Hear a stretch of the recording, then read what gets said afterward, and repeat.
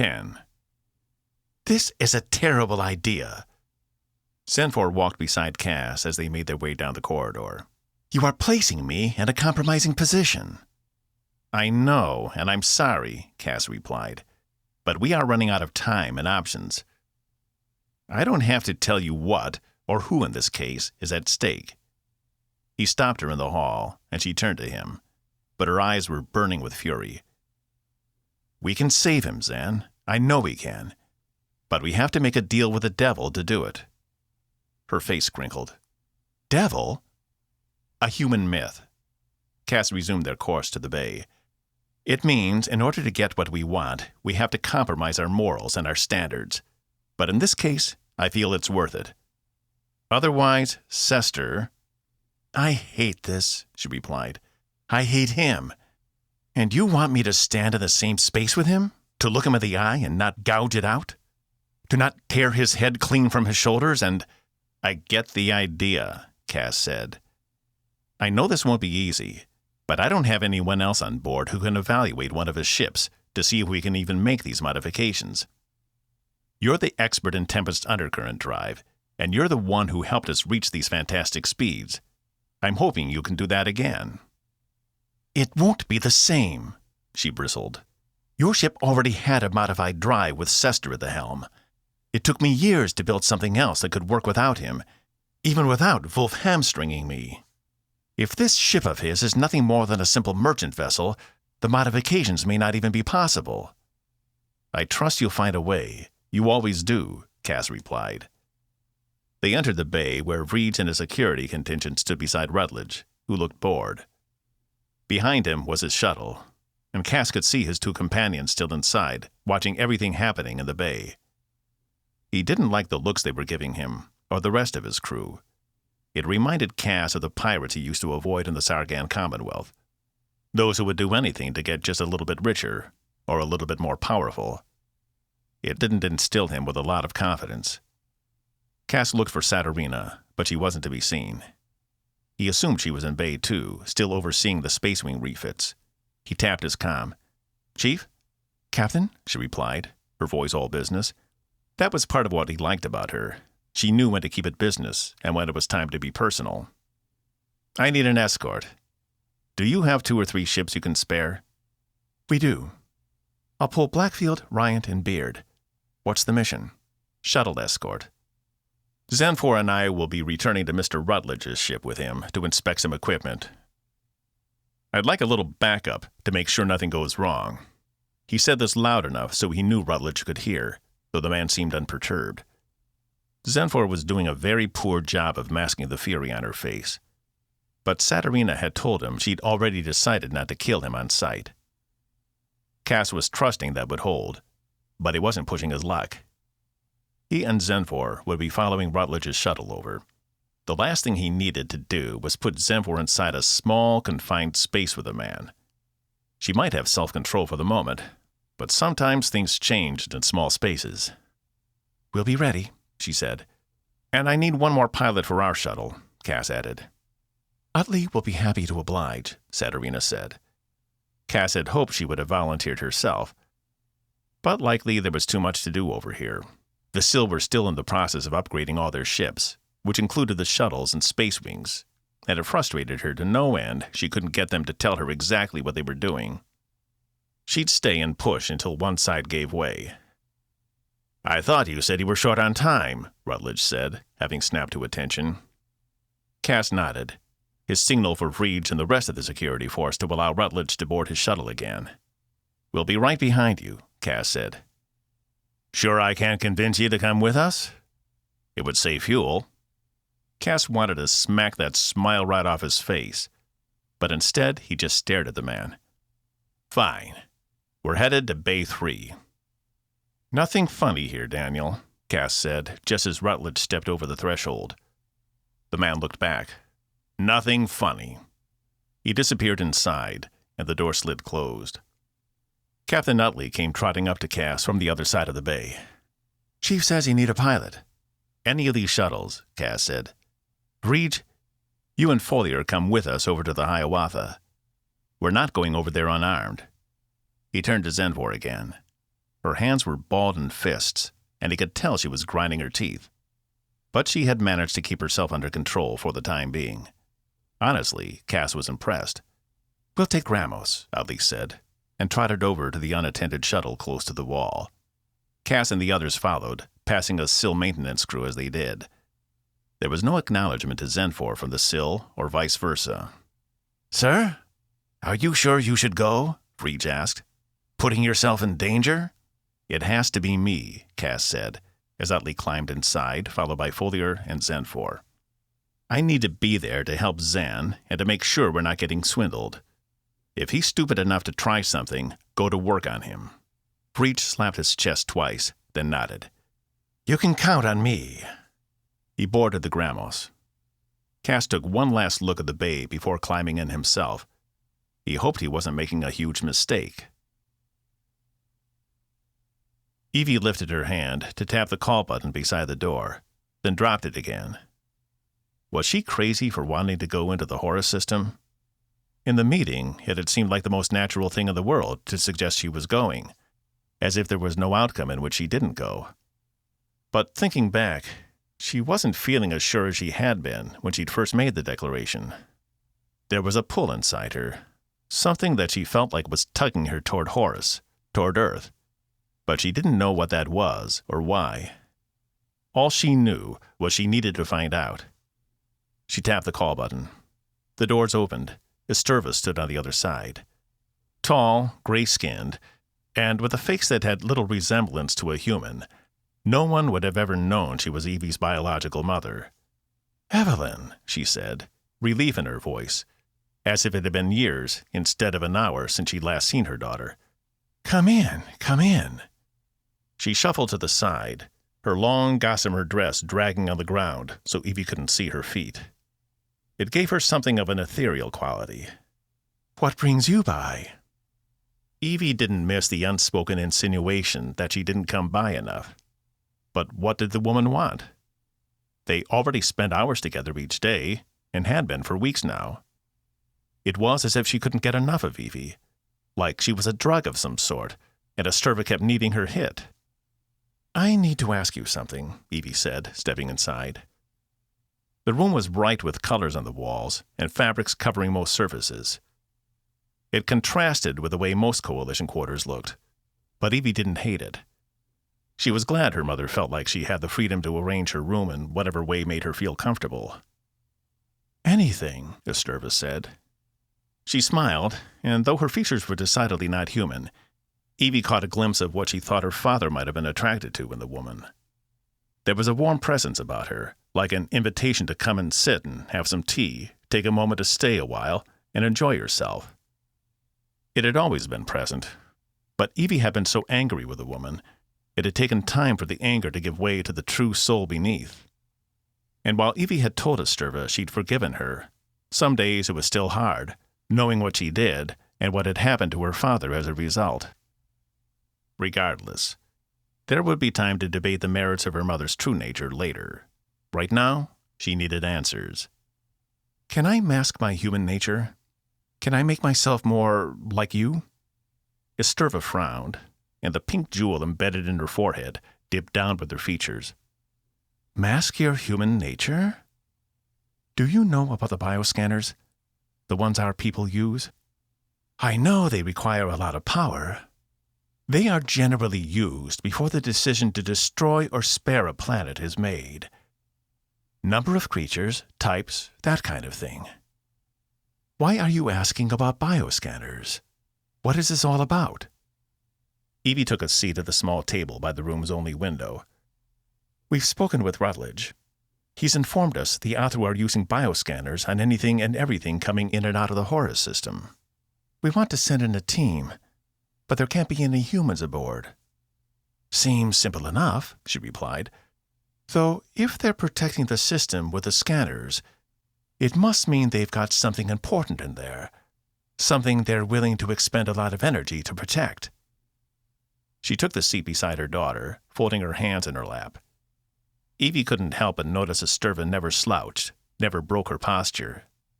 She wasn't sure if that was an Athru thing, or if her mother just had some archaic notions about manners. I want to go in, Evie said. I need to see our people for myself. I need to see what they're capable of, how they live. Esterva studied her for a moment. You're not sure about going to war with them. Evie stood, pacing the room. I thought I was, back when I was on that planet, and that thing infected me. Emerged from you. You were never infected by Dagnya, Esterva corrected. Whatever. After I'd pushed her away, I felt nothing but hatred for the Athru. And then, coming back to find out what they had done to the Coalition, how many they have killed, it's unconscionable. But at the same time, I can't say they're deserving of genocide as well. That makes me no better than them. I need to see them, understand them, before we make this decision. She paused a minute. Of course, the decision is already made. I guess I just have to make sure we're doing the right thing, so I can live with it. Esterva went to her, taking her daughter by the shoulders with her long, slender fingers. I understand. Just know you are doing the right thing. But if you need to see, if nothing will satisfy that burning fire within you, then that's what you should do. She let go of Evie. I will go as well. Having a full Athru on board will only help the charade. What about the bioscanners? Evie asked. Can I alter myself to pass them? Esterva regarded her. Alter yourself? I don't understand. Evie sighed. She'd been putting this off because she wasn't sure how Esterva would react. But it was best to get it out in the open now. At least let her know what happened. When Senfor and when the shuttle exploded and we drifted through space, I felt something within me change. And when we landed in the hull of the ship, my skin was the color of yours. It turned back soon after, but for those few moments, something felt different. You're being serious, Esterva said, her eyes dancing over Evie's face. Why didn't you tell me before? I wasn't sure what was happening. I wanted to see if anything else would come up. But ever since, I felt normal. I just wonder if something didn't happen inside. Don't worry about that, Esterva said. Plus, I know how to fool the bioscanners. There's nothing you need to do. I'm sure it was nothing more than your body reacting to the extreme cold. It would have killed any normal human. So let's just be glad you are who you are. Evie didn't like it. Esterva was holding something back, something important about her internal makeup. Mother, I need you to be honest with me. Esterva turned away from her and stared out the window. Fisleia had come into view and was marching across the black sky. Beyond the planet, Evie saw another small squadron of sill ships exit an undercurrent back into normal space, the green glow of the undercurrent appearing and disappearing just as fast. I never meant for this to happen, she finally said. When your father and I created you, all we wanted was a healthy child. But you came with so many surprises. She returned to Evie. The truth is, I don't know what is happening to you, or even how you can do all these things, but I'm grateful you can. I just wish I knew what to expect. That makes two of us, Evie said. Esterva seemed genuine, so Evie couldn't accuse her of lying. But it still felt like there was something more. How do you beat the bioscanners? Oh, that's a simple matter. It will involve a series of injections, though. Just as we managed to fool all the Coalition computers that you were always fully human, now we can do the opposite. Is that something you can do in sickbay? Evie asked. Of course. But do you need... Come on. Evie opened the door. Let's finish the conversation on the way. We're on a tight schedule. 11. In the history of bad ideas, this might have been the worst. It was certainly Cass's worst, and given any other choice, he never would have put them in this situation. He stood beside one of the most volatile people he'd ever encountered, about to put her in a position of extreme duress, where she could be easily triggered, all the while attempting to prevent his convicted criminal of a former commander from A, getting under his skin, and B, betraying them. It was a fine mess. In a way, Cass was almost proud. Zenfor stood beside him, stone-faced, with her arms crossed, as she stared out the shuttle's window to the Hiawatha. Ahead of them was Rutledge's shuttle, entering the ship's bay, while 3 Space Wing fighters escorted Cass's shuttle along the same route. He had to admit the Hiawatha was massive in comparison to Tempest. The ship was twice as long, with 3 times the girth of their own. It had massive struts hanging off both the port and starboard sides of the ship, giving it the silhouette of a whale with gigantic fins on either side. A ship like that could house 10 times as many staffing personnel as Tempest, and probably carry an additional 10,000 in an emergency. But its size came with a disadvantage. It was slow to maneuver in high gravity, and it couldn't enter a planet's atmosphere, not like Tempest could. But as they approached, Cass couldn't help but think it wasn't coincidence Rutledge had commandeered one of the largest ships in the fleet. "Shall I follow him in, sir?" Utley asked from the pilot's seat. Cass snuck another glance at Zenfor. "Go ahead." "Space Wings, hold position here," Utley said into the comm. "We're headed in for docking." Cass looked behind him at Vreege and Folier. Vreege was baring his sharp teeth, but Folier seemed solid as a rock. Cass had left instructions with Hank. If he didn't hear from Cass within 10 minutes of them disembarking, he was to tell Evie to order the Sill to blow the Hiawatha to hell and back. He didn't think Rutledge was that stupid, that he'd show his hand with such clumsiness. No, Cass was more concerned with Zenfor, who he'd expected to be a lot more reactive on the way over here. But instead, she hadn't moved, hadn't said a word. And, to be honest, that scared him even more. He hoped she could handle it. "Set us down over there." Cass pointed to a space opposite where Rutledge's shuttle was headed, just as they passed through the bay's force barrier. The bay itself was shorter and more compact than either of Tempest's bays. But then Cass could tell it was little more than a repair facility, not a full launch bay. As Utley set the shuttle down, Cass caught sight of at least a dozen different species working on various shuttles, ships, and other jobs in the repair hangar. There was a Calgarian, a Garuffian, and even a Durandar, standing a meter taller than the rest on his 3 tripod-like legs. Cass hadn't seen one since Cathora. He'd hoped never to see another one again. But there were also at least 4 different types of robots working in the bay, including a Class 117 AMR that looked exactly like Box. Cass hadn't seen another one of those since Cathora either, since the Sargans didn't use them. At least they didn't used to. The shuttle set down on the deck, and Utley began the shutdown procedures. Cass turned to Zenfor. "This will be quick. We go inspect the ship. If it passes the smell test, Utley brings it back, and you and I return on this shuttle. Agreed?" "I don't have faith in your piloting skills," she replied. "Zen, trust me. I can pilot out of a shuttle bay. You don't need to—" "It was meant as a joke." Cass was about to say it sounded like anything but, given the hard edge in her voice. But he elected to keep his mouth shut for once. The last time he said something smart to her, he ended up on his ass with a fractured cheek. "Captain, stay with the ship," he told Utley. "No need for you to be out there until we need you. Seal the shuttle as soon as we're out." Utley turned to him. "Aren't they supposed to be our allies?" "That's to be determined." Cass motioned for Vreege and Folier to follow them out. As soon as Cass stepped off the shuttle, the smells of the bay hit him. It wasn't the clean, sanitized smell he'd become used to on Tempest. No, it was a dirty, rusty smell that permeated his nose. He caught traces of fuel, burnt metal, iron, steel, and cyclax. The air was thick with it. "Ah, home sweet home," Rutledge said, approaching them from his own shuttle. The Arustian and Ingalian followed him.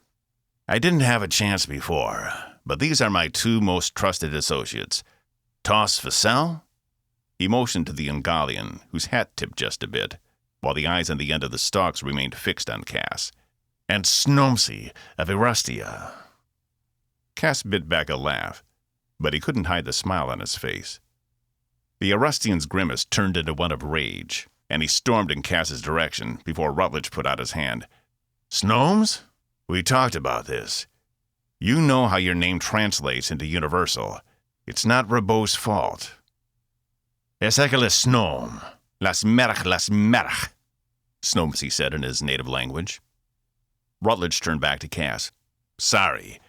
He refuses a translator. Makes everyone learn Arustian. It's a pain in the ass, but he's a hell of a fighter, so it's worth it. He turned back to Snomesy. Es makel mak karmarach, Rabot. Es grendel Cass, melmal. Snomesy stared at Cass a moment more before huffing from his wide nostrils and turning the other way, the long bluish-white hair of his fur rustling as he did. He disappeared through a door near the back, ducking under the threshold to fit. He's had a long week, Rutledge replied. He glanced up to Zenfor, who had dwarfed even the Arustian. Good to see you in person again, Counsel. He extended his hand. To Cass's surprise, Zenfor reached out, looking as if she was about to shake it, but instead she slapped it away with a massive crack.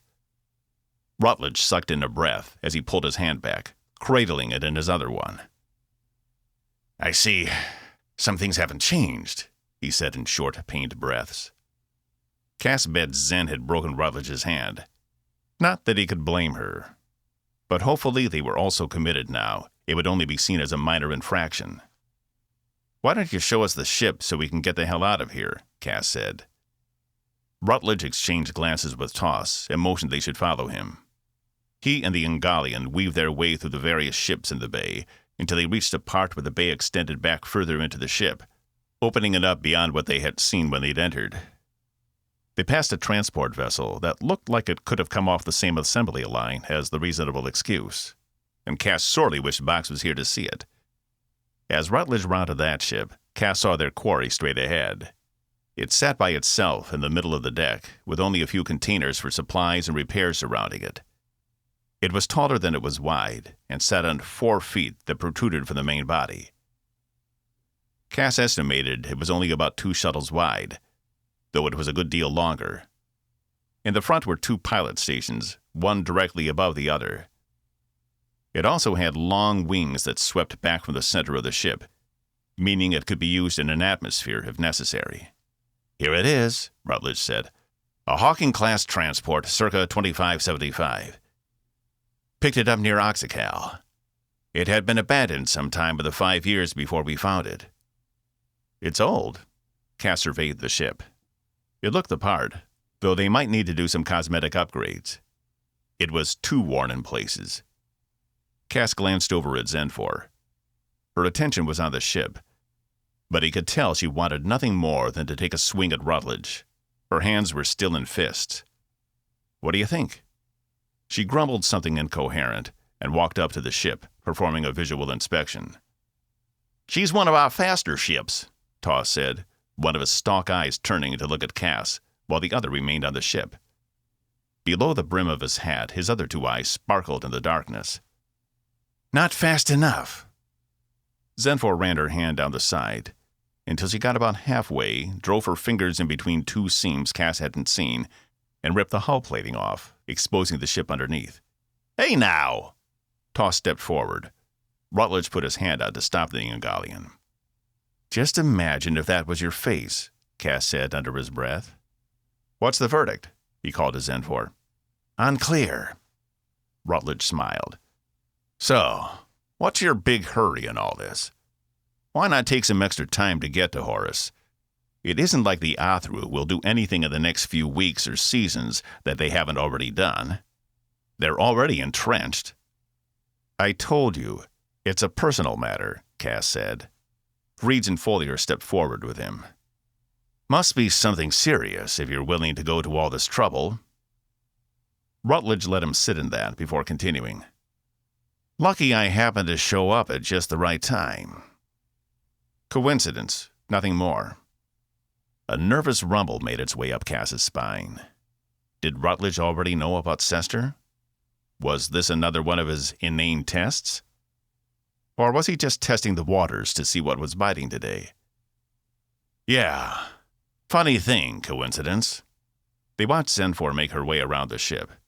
Every now and again, she would steal a glance at Rutledge, and somehow each glance was filled with more hate than the last. "Don't believe it in myself." "Good for you." Cass stepped forward again. "Well?" Rutledge stepped up with him, his hands clasped behind his back. "It's the Klaxian, isn't it?" Cass did his best not to flinch, but the moment Rutledge said Klaxian, it was all over. Still, it didn't mean he had to respond. "I figured as much. I sanctioned hundreds of missions, approved thousands of transfers, and yet I never seem to forget who was on board what ship and when. When your engineer showed up to the meeting, he didn't seem to be speaking for anyone else. And I happened to notice the undercurrent management on the engineering station on the bridge had been configured to accept inputs from 4 different people, when your ship was only designated 1. Which leads me to believe he's either injured or dead. How am I doing so far?" Cass just shook his head. "Don't want to talk about it? That's fine. Keep in mind, I know all about the Klaxian exchange program. But your officer was the first of his kind to leave their homeworld on a semi-permanent basis. He's not exactly unknown, at least not to those of us higher-ups." Cass seethed at Rutledge's words. He hated the man had figured it out. The more Rutledge knew, the more he could exploit it for his own gain. "I'll assume he's injured, given your urgency." "Yes," Cass replied. "If we don't get him back to Klaxia Prime within a week, he may die." "Then we've just found your way in." "It will require some paintwork," Rutledge said, putting his hands on his hips. "But instead of a merchant vessel, we'll send the ship in as a medical transport. It will be perfect. They'll provide direct access to Klaxia Prime's surface. You won't get better intel than that." "A medical transport?" Cass asked. Rutledge ran his tongue over his teeth beneath his lips. "Yes. As long as they don't find any humans aboard, they'll let the ship right through. Your people will be able to scan the entire system for Athru ship deployments and capabilities. It's the ultimate weapon. Information." Cass hated to admit it, but he might be right. Going in disguised as a ship trying to return Sesster to his people would be riskier, but they were much less likely to be refused, and could get close to Earth and the other planets in the system.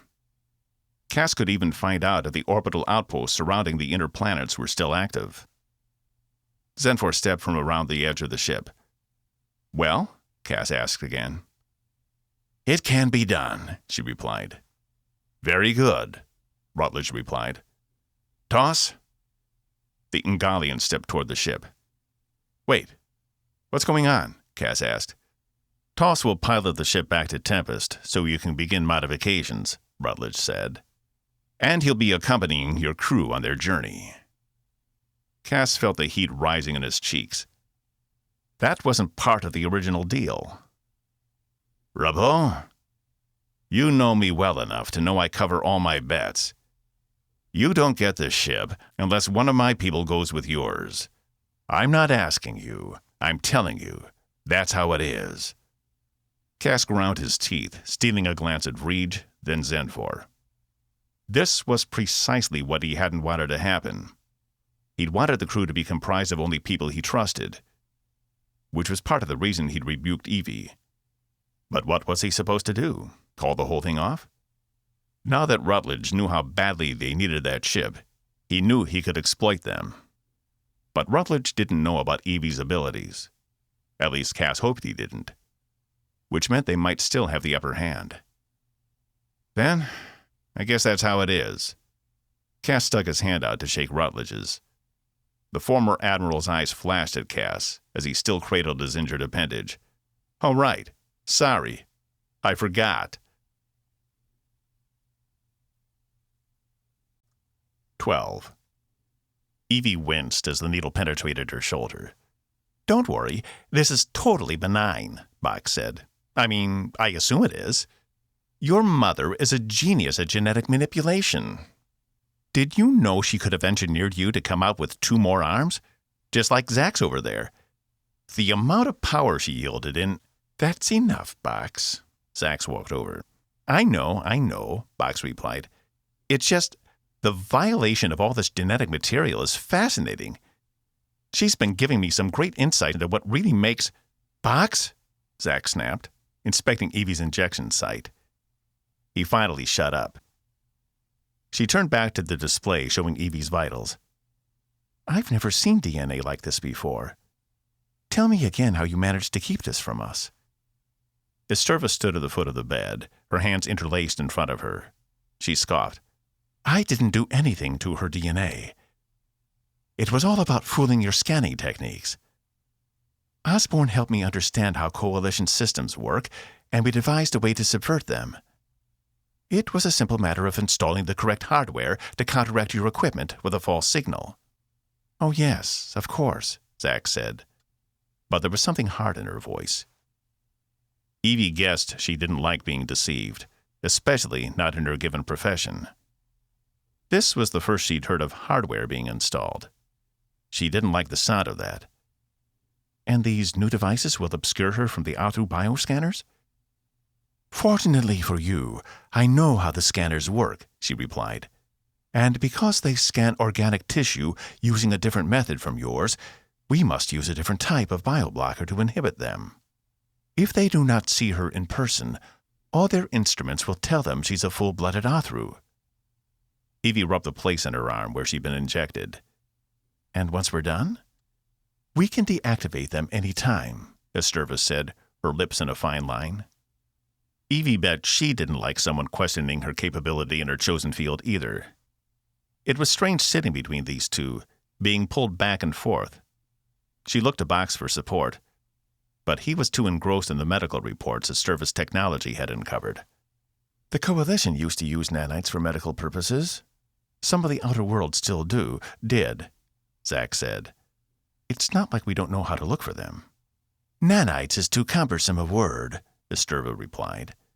These are much more sophisticated, as they cannot be discerned from the cells in her body. Go on. Attempt to take her pulse. You'll find your equipment is very confused. But their equipment will only show one possibility. Can anyone use this technology? Zax asked. Could we provide them to the entire ship? Make it look like the rest of the crew are Athru as well? Esterva narrowed her eyes. I don't know about some of the other species, but I know humans do not handle it well. They become sick easily, and prolonged exposure can lead to permanent damage. But not Evelyn. No, Esterva replied, pride replacing her annoyance. Because I engineered her that way. Zax grumbled something about ethics as she turned away from Evie to monitor the distribution of the signal blockers through Evie's body. Evie couldn't say she blamed her. The Coalition used to have strict guidelines about genetic manipulation. What Esterva had done spit in the face of everything Zax believed in. Evie was ready to be done with this. For the past hour, she'd felt like little more than a science experiment being passed back and forth, and she was tired of being talked over. Cass had calmed down to let her know how Zenfor was working on the ship, and if she was serious about going on this mission, she needed to get her team together. She swung her legs off the bed, feeling no different, other than a patch of soreness from where she'd been injected. Doc, we're going to need to get Sesster on that transport once Zenfor finishes the modifications, she said, rubbing her shoulder. I know, Zax said, still examining the display. I've already lined up some anti-grav generators to help us move him. We'll have to use the access corridors to get him down to the bay due to his size. He won't fit in the hypervators. She turned to face Evie. By the way, I'm coming with you. Evie furrowed her brow, then shot a quick glance to Esterva. The woman's face didn't betray a hint of emotion. Do you really think that's necessary? What if something goes wrong? Or his condition worsens on the way? You need someone who is versed in Claxian physiology. I want to make sure you get him to Claxia Prime without any hiccups. I'll just be along to monitor and assist if anything goes wrong. Plus, I have always wanted to see the planet. It is said to contain some of the vastest libraries anywhere in the Coalition. There's really no need, Esterva replied. I'll be accompanying my daughter and can watch over the Klaxian. I have detailed notes on their species and will make sure he arrives intact. Zack stared at the woman. Showdown, Box whispered, without taking his attention from what he was doing. With all due respect, you're not a member of this crew, and I cannot turn over a sick patient to someone I have not vetted. Especially when that patient is a crew member, Zack said, the strain apparent in her voice. Evie needed to step in before this blew up in her face. Okay, fine, Doctor. You'll accompany us on the ship. Mother, you'll stay out of Zack's way. Sesster is her patient, understand? Of course, she replied. A sweetness in her voice Evie decided she didn't like. With both of them on the ship, it would make for an interesting trip. Wait. Does that mean, while you're gone, I'm the chief medical officer for the ship? Box asked, his eyes shuddering. Zack huffed.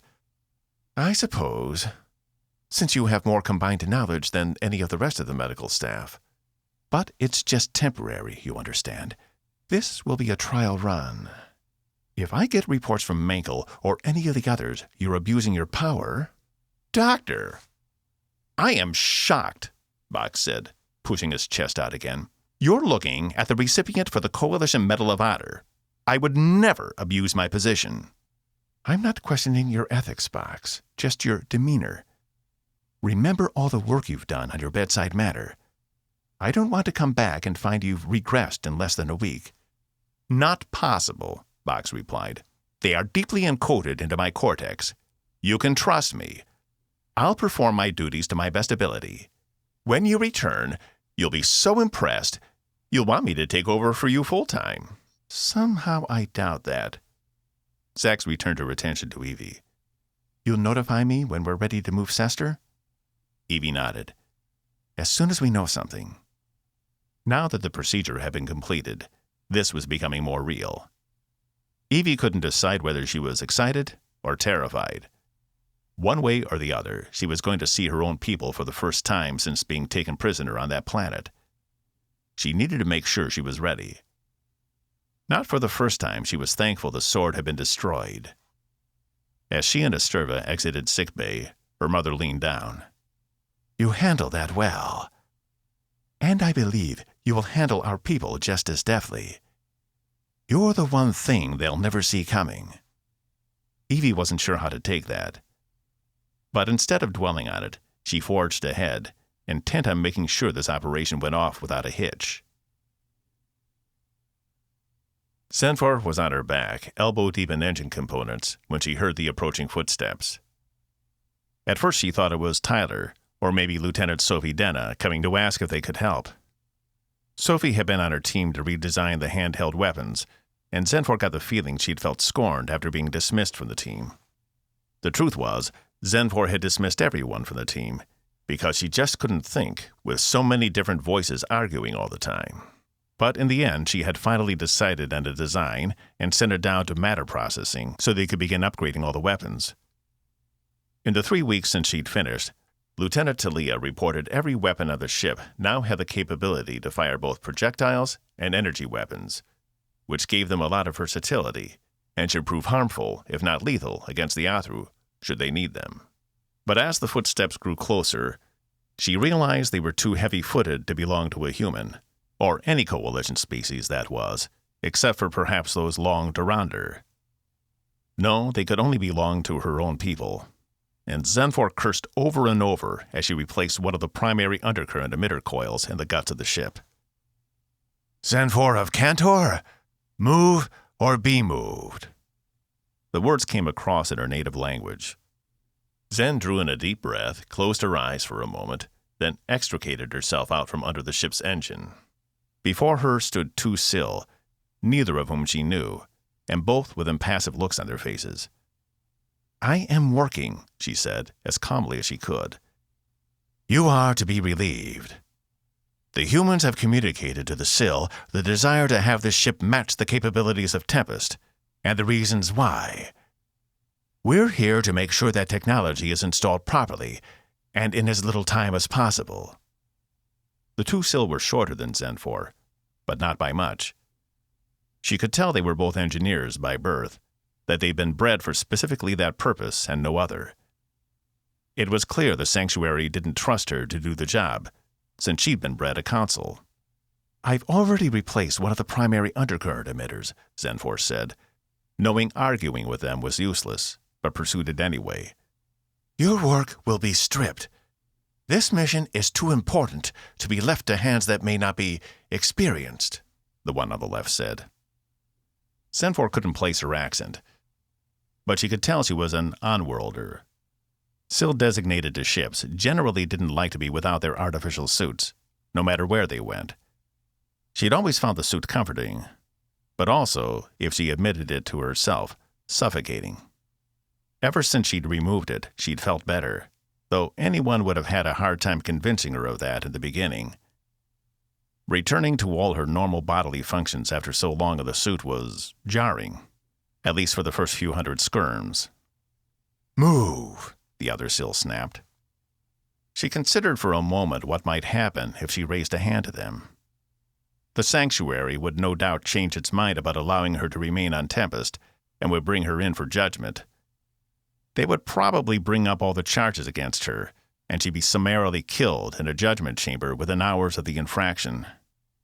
There was little she could do except step aside and allow the Sil to work. She complied, moving out of the way, and the two Sil shoved past her, one maneuvering himself under the ship where she'd just been, while the other walked aboard and disappeared inside. Zenfor glanced around to see some of the Coalition maintenance crews in the bay staring at the confrontation. A deep scowl forming on her face, Zen stormed from the bay to the closest hypervator. "Bridge!" she shouted as soon as she was inside. As the hypervator moved, she could feel the anger bubbling up inside her, and she couldn't tamp it down.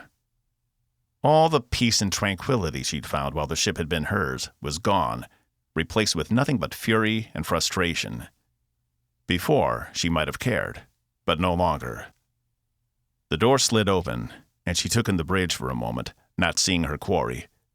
"Where is he?" she demanded. Graydon, the first officer, turned to her. "He's in the command room, but he's—" In 3 steps, she was across the bridge and at the door. She didn't bother using the call button. Instead, she forced her fingers between the slits in the door and shoved them open. Inside, Cass was staring at a display of tactical information. He glanced up, but when he saw her, his eyes went wide. Good. She wanted him afraid. "I'm sorry, sir. She just—" Zenfor spun around. Graydon had followed her in. While he was large for a human, she still dwarfed him and could easily dispatch him from her sight. "Zen!" Cass yelled. She glanced over her shoulder to see he'd stood, a scowl on his face. "It's okay, Commander. You can return to the bridge." "Are you sure?" Graydon asked.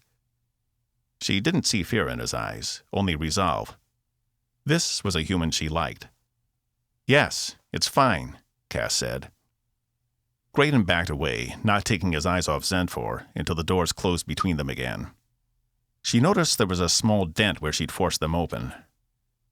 "What's the problem?" Cass asked. She faced him again.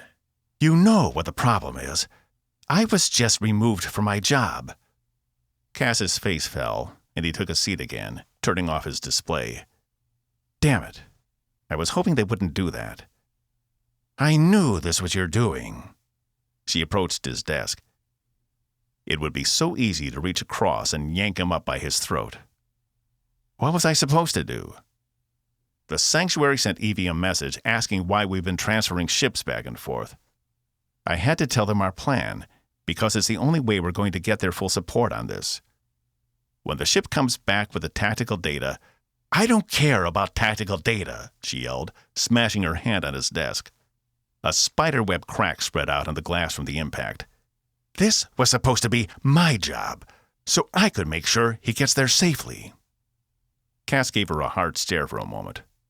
There was a time when he would have shrunken away from an outburst like that, but either he'd seen it enough to expect it, or he was being reckless. "I know it was your job," he said, his voice soft. "And I hoped this Sil wouldn't interfere in what is an internal issue for us. But the fact is, we need them. And if they think they can make the modifications faster, then I'm not going to argue. Every minute we save here is another minute closer to getting Sesster back home." "You took away my involvement," she yelled. "I was supposed to be the one who helped him, who woke him back up. He trusted me. And then you tell me I can't go on the mission because they will detect me, despite the fact that Athru woman has some kind of technology to confuse their scanners? Listen to me. We don't know how a service bioblockers would work with your system. They could be harmless, or they could kill you. And right now, we have too much on the line to be taking stupid risks. I'm sorry you can't go with them, but we need you here, alive and functioning. We can't do this without you." She leaned over his desk. "How would you feel if Chief Yan was sick and you were barred from helping her in every way possible? How do humans deal with that sort of disconnection? Do you just shrug it aside?" "That would be terrible, and I would hate every minute of it," Cass admitted. "But this is the only way we have to help him. I know you two were very close. You don't have to tell me about losing someone." A memory of the onboard funerals hit Senfor. She remembered seeing Cass hunched over in one of the front rows as people gave their favorite memories of Commander Blum. It had taken him a long time to process his guilt over losing her. Maybe he did understand, at least in some superficial way. Trying to explain to everyone the connection she'd formed with Sesster was like trying to take hold of smoke or fire. It was impossible and burned every time. She stepped back. "I'm holding you to your promise. I expect you to. No matter what happens, I'm getting him back alive. He's not going to die, Zen. That is my solemn oath." She regarded him a moment, then left the command room without another word. She could feel the eyes of everyone on the bridge on her back as she waited for the hypervator. And when it arrived, she stepped inside without turning around. "Engineering," she said, as the doors closed. If she couldn't help to upgrade the shuttle, she could at least take some time to say goodbye. She needed it, if for no other reason than to close that chapter of her life, knowing they would never again be in each other's presence. As the hypervator descended, a rogue tear escaped her eye and struck the deck plating at her feet. 13. Cass watched as 4 anti-grav generators hovered below the form of Commander Sesster as he was guided up the ramp on the newly modified medical ship. It had been repainted all white to emphasize it was nothing more than a medical vessel, but any other insignia had been left off. The bay was a flurry of activity as maintenance workers loaded supplies in the other, smaller cargo hold, and the 2 SIL engineers continued to perform checks and evaluations of the ship's readiness.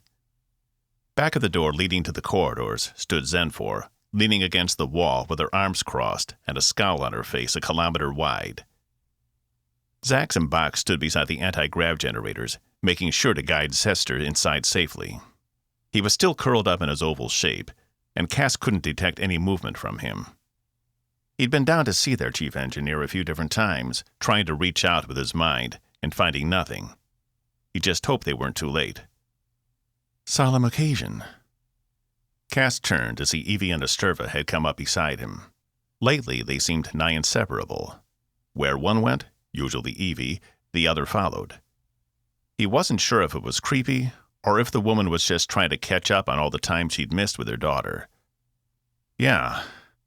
Now, if only our pilot would get here," Cass replied. Evie looked around the bay. "Where is he?" "Oh, he's been enjoying the fruits of our bar ever since he brought the ship over from the Hiawatha," Cass replied. "Which doesn't give me a lot of confidence about his abilities." Toss, the Ingalian, had exited the ship as soon as it had landed and made a beeline for the bar, ignoring any attempts for Cass to get him into some crew quarters. Eventually, Cass gave up and had Reach post a guard outside the lounge doors. As far as he knew, Toss was still in there. "Wait," Evie said. "This is too good." You're telling me it's your job to get a drunk Sargan mercenary to accept his mission and take a ship back into Coalition territory? A huge smile had formed on her lips. Yes, very funny. See how I'm doubled over with laughter? He cut his eyes toward her. No doubt she was referring to their very first encounter, when she'd gone undercover in the Sargan Commonwealth to retrieve him. Though he had to admit there was some irony in there somewhere. It's not the same. The Ngalian was never an officer. Still, maybe his inebriation is for the best. If he's drunk enough, we can drug him, and I'll pilot the ship. I'm not too worried, Cass replied. Between you and... He nodded to Esterva. I don't think you'll have any trouble keeping him in line. Rutledge said something about listening outposts, so it may be better to take an indirect route around those if you have the time. I assume Toss knows where they are. He better, Esterva said, having been listening in. Otherwise, he's little more than dead weight to me. Cass's comm beeped. Go ahead. Captain, Mr. Rutledge on the Hiawatha is attempting to contact you. He wishes to discuss strategy once the ship has departed for Horus. Tell him he better get his pilot down to the bay, unless he wants the ship to leave without his representative aboard, Cass replied. Yes, sir, Saul replied. What would you like me to relay about your meeting? Cass rolled his eyes, shooting another glance at Evie. Tell him I'll call once the ship is away. He didn't want to talk strategy with Rutledge. But considering they were something of partners now, he had little choice. Since Evie would be coming back with the intel, they needed to start planning out the next steps.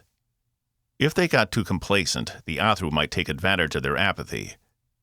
And I'm serious about the Ngalian. Get him? Evie tapped him on the shoulder.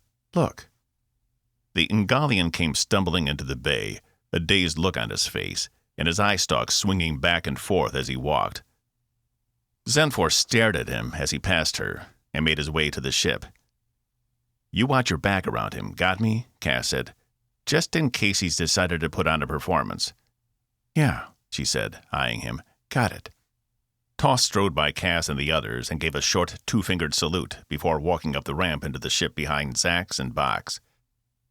I'll see you on board, Esterva said, following him. Good luck, Captain. Thanks, Cass replied. But she was already on her way to the ship, gliding across the deck. She passed Box, who presumably had finished helping Zax secure Sesster inside. Cass turned to Evie. Good luck to you, too. Now that he was really looking at her, he couldn't help but notice she looked paler than normal.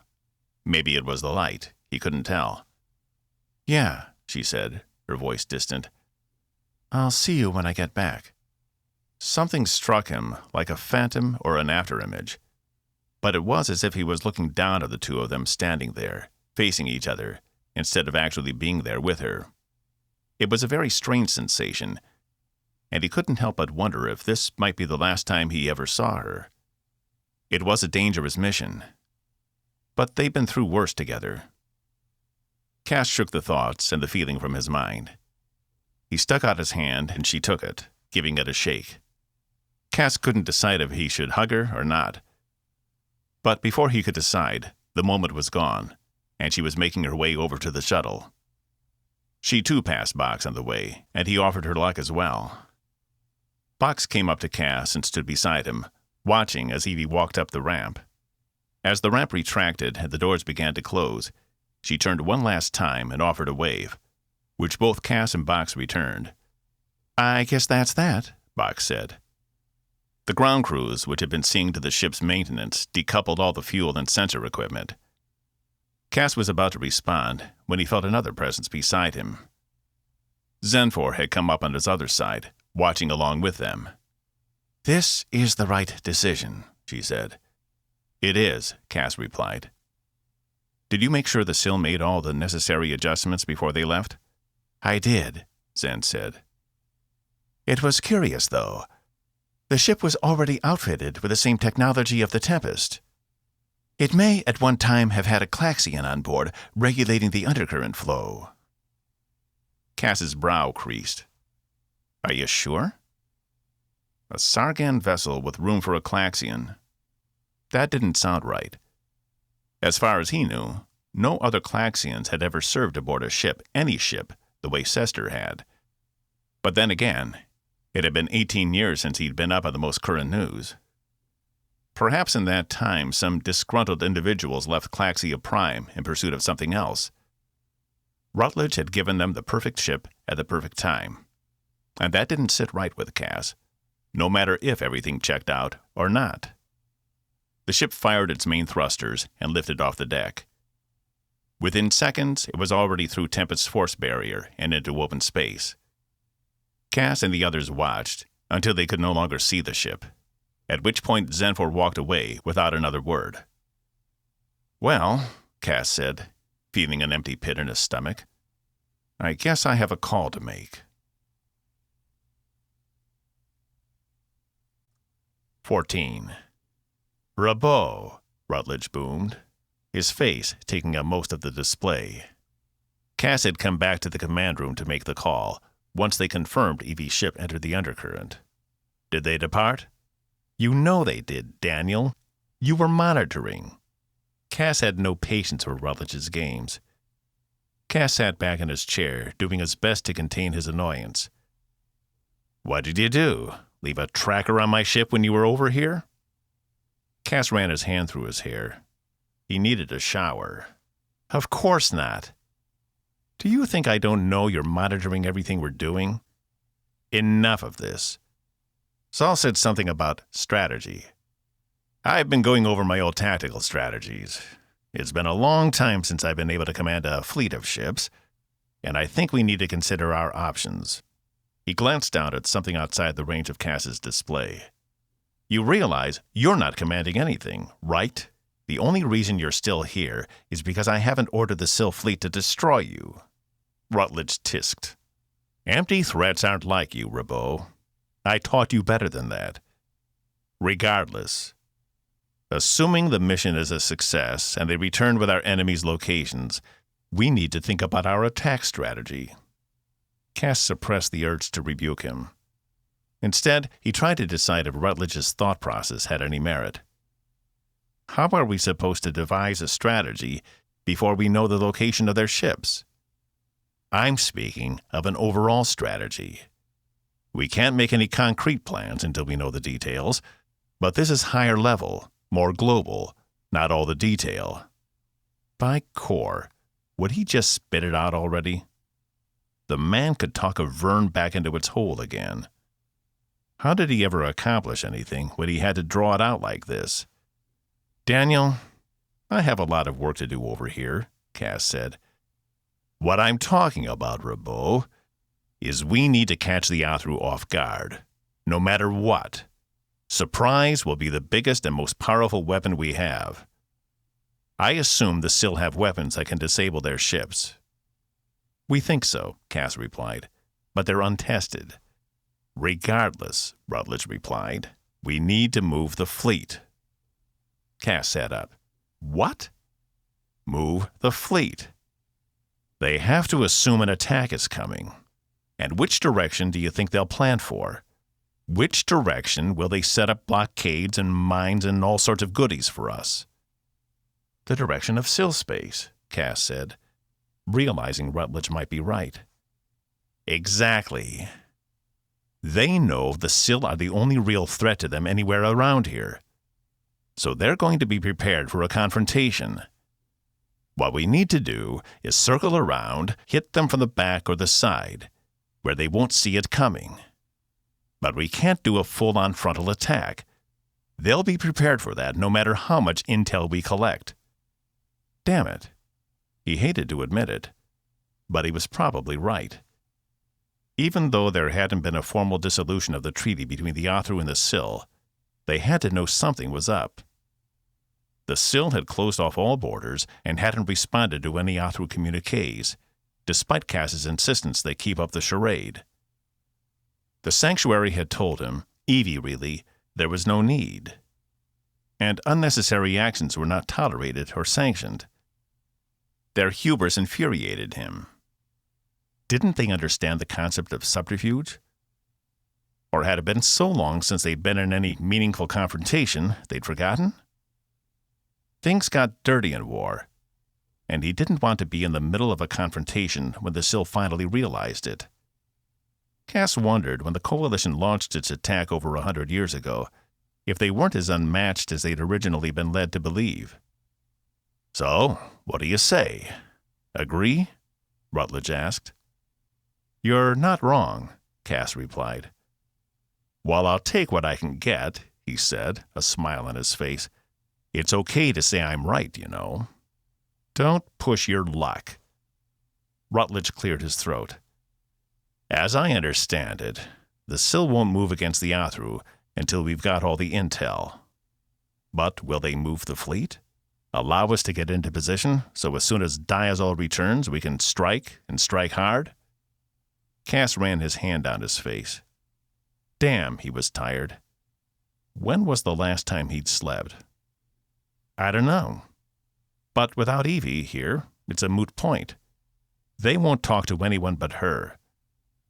"That's inconvenient," Rutledge replied. Something in his voice had changed. It had become softer in some way, less combative. Or was Cass just imagining it? He couldn't be sure. Where would we take the fleet anyway? And how would we tell Evie and the others where we are? No comms, remember? Rutledge sat back, thinking. What's the top speed of the Sill ships? Cass shook his head. They're comparable in speed to Tempest. I'll have to check with Zenfor for specifics. What are you thinking? Sargan space, Rutledge replied. It's been in disarray ever since the Athru came in. We could move a fleet there with little to no confrontation, and then strike the heart of the Athru stronghold from a direction they'd never expect. They don't have anything out near Sargan space. Nothing? Cass asked. They couldn't be that complacent. Other than a few patrol vessels? No. They keep mostly within Coalition-held territory. Though I've seen them chase down and destroy ships coming from Coalition space into what used to be the Sargan Commonwealth. When the Athru attacked, most of the warlords dissolved their formal operations, preferring instead to work from the shadows. Rutledge's voice was weary, as if he'd witnessed this for a long time. What about humans? The Commonwealth was full of them when I left. Cass was thinking specifically of Vina and her operations on Devil's Gate. She'd been semi-important in the Commonwealth, her family controlling a large swath of the southern borders. They're around, but you won't see their faces, he replied. Some took ships and headed out into open space, willing to take their chances. Most went into hiding. But some, like me, decided to fight back in the best way they could, using whatever tools they had. But you said you don't have any other humans on your crew. Personal liability. Rutledge produced a smug smile. It's better to limit our exposure. A ship like yours, full of humans, will do nothing but light you up like a beacon. But mine? They might just pass by if I get into trouble. There are ways to mask the fact I'm on board. Which reminds me. Ah, shit. Cass knew this was coming. How did Diazol disguise her biosignature? That would be useful information. That's classified, Cass said, aware he was using the same excuse to keep a lot from the man. But what choice did he have? Tell him about her dual nature? About Esterva? That wouldn't go over well, and he was willing to bet Rutledge would try to find a way to use Evie for his own personal gain when she got back. He rubbed his graying beard. Very well. But keep in mind, I'm trusting you here. I'm taking your word the Athru won't detect any humans aboard, because if they do, they'll kill everyone, not just her. Yeah, Cass replied. I know the drill. We've been to Sisk. Ah, planet of 1,000 voices. He sat back, reflective. From your demeanor, I won't assume they're sympathetic to our cause. Cass had to choke back a laugh. Not exactly. It's a shame most worlds have written us off, Rutledge said. Us, the founding members of the Coalition. And when we turn to them for help, they banish us. It's wrong. I thought we had a stronger union. Maybe that was part of the problem, Cass replied. But he wasn't thinking of the other member worlds of the Coalition. He was focused on exactly how he was going to convince the Sanctuary to let him move their fleet to Sargant space. With Evie gone, talking to them would be difficult, if not impossible. But he had to try. Always the optimist. Rutledge's human eyes squinted, while the artificial one remained completely open. It put Cass off, and he decided he didn't want to be in this conversation anymore. Was there anything else? Just strategy. Contact me when you have the Sill's approval. I'll begin planning where we can stage the fleet. And don't forget to get me the info on the speed of the Sill ships. We'll want to make sure we can circumvent enough of Coalition space so we catch them completely off guard. Why did Cass feel like he was back in his old post on the Atlas? He didn't take orders from this man anymore, despite what the former admiral might think. In fact, it was the opposite. But before Cass could raise his objections, Rutledge cut the comm, leaving Cass staring at a blank display. "God damn it," he said under his breath. He tapped a few different controls, and the image of their sanctuary contact came up. "You were told never to contact us again," the Sill said, and moved to cut off the comm. "Wait. Diazol is gone. We have no way to communicate." "Then that is your own fault. Contact us again when Diazol returns." The screen went blank. Cass fumed, all thoughts of his former exhaustion gone. These people were the most infuriating, hard-headed... He tapped his personal comm. "Zen?" "Captain?" Zenfor replied. "I need a favor." "I don't do favors." Cass clenched his jaw. "I wouldn't be asking if it weren't important. But it's been pointed out to me we may be in a tactical disadvantage. I need you to speak to the Sanctuary about moving the fleet." There was silence on the other end. "Listen, I tried, but they won't talk to me, and Evie's radio silent. If I thought anyone else could do this, I would ask." "They won't listen to me," she replied. "They'll listen to you before they'll listen to anyone else on this ship. Tell them if they don't pay attention, we'll leave Thesleia while their own people are still aboard." It wasn't his intention to say "there" instead of "your." But Cass hadn't thought of Zenfor as one of the Sill for a while now. She had grown so far beyond them, he had a hard time believing she could have ever been that closed-minded. But if it bothered her, she didn't say anything. "Try, and the reaction won't be pleasant, believe me." "Zen, we're not really going to do it. But I just need you to get them to listen. They'll expect an attack from the direction of Sill space, but not from somewhere else." "Such as?" He heard genuine interest in her voice. "Sargan territory." "Interesting proposal. It's a gambit, but I believe it's better than a head-on attack. Perceptive planning." He shouldn't tell her where the idea came from, but he wasn't going to lie to her. Not when she was tenuous on trust as it was. "I wish I could take the credit," Cass replied. "Rutledge?" The word came out with a volley of hatred attached to it. Cass couldn't blame her. He felt the same. He just hid it better. She huffed. "If they do listen, they'll want assurances." Cass racked his brain. What kind of assurances? There were no assurances in war, other than people would die. "I'm not sure I can provide them." The other end of the comm was silent for a moment. "I will do what I can." "Thank you. You don't know—" "Thank me when it's over," she replied, and cut the comm. 15. Had she known it was going to be this rough of a trip, Evie might have thought twice about coming. The ship, which in her mind she dubbed the Vengeance, though she'd neglected to tell anyone else this, wasn't built as well as Tempest. It shook and rattled as it traveled through the modified undercurrent.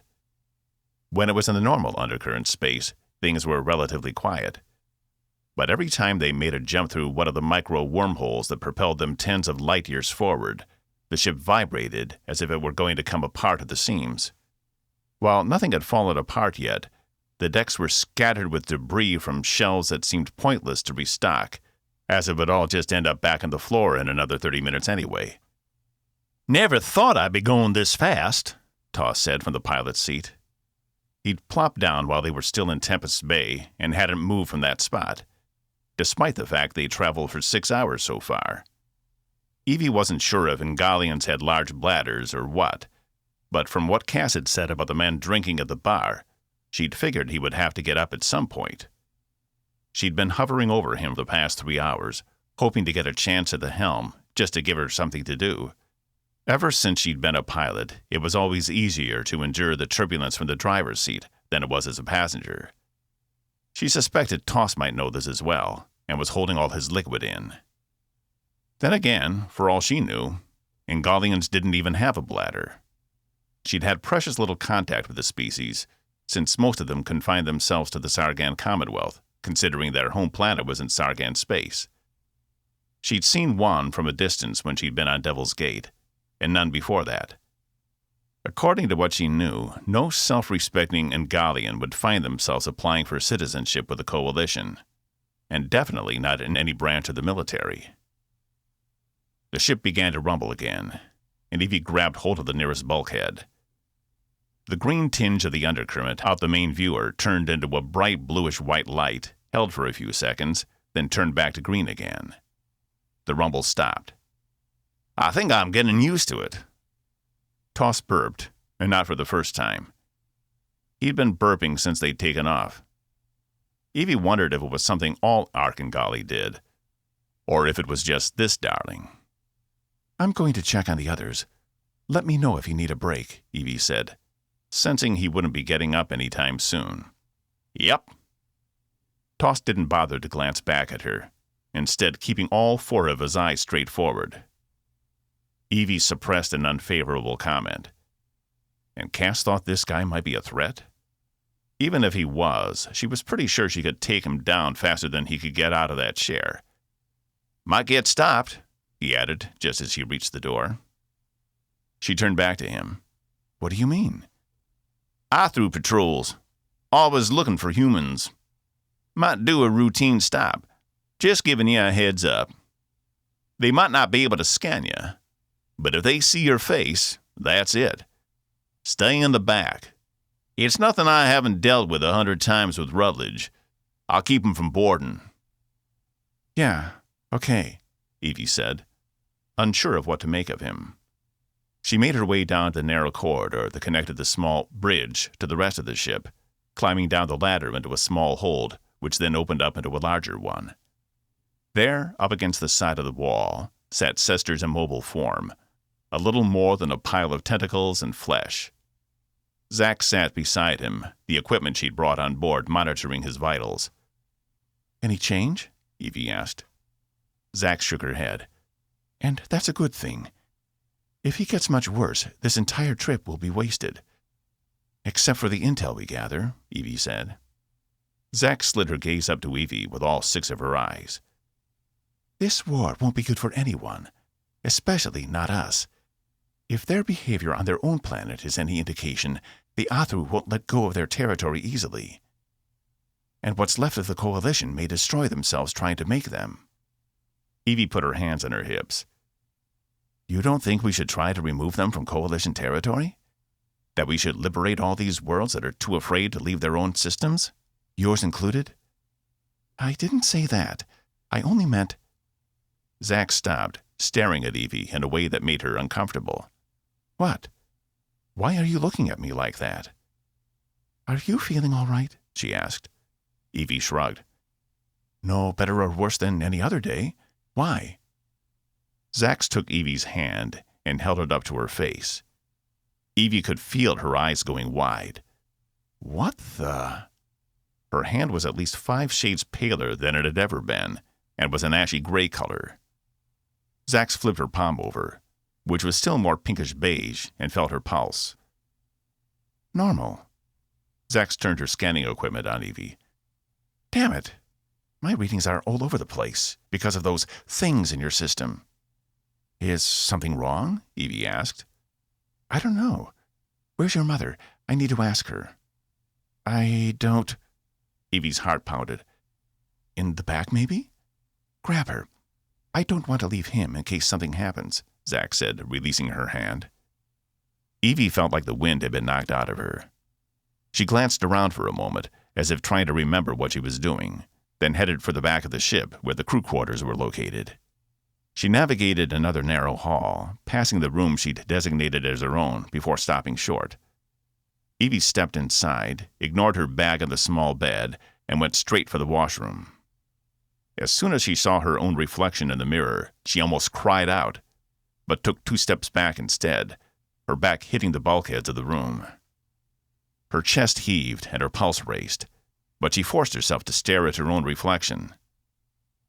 Instead of her normal skin color, she'd gone an ashy gray, almost matching her mother's skin tone.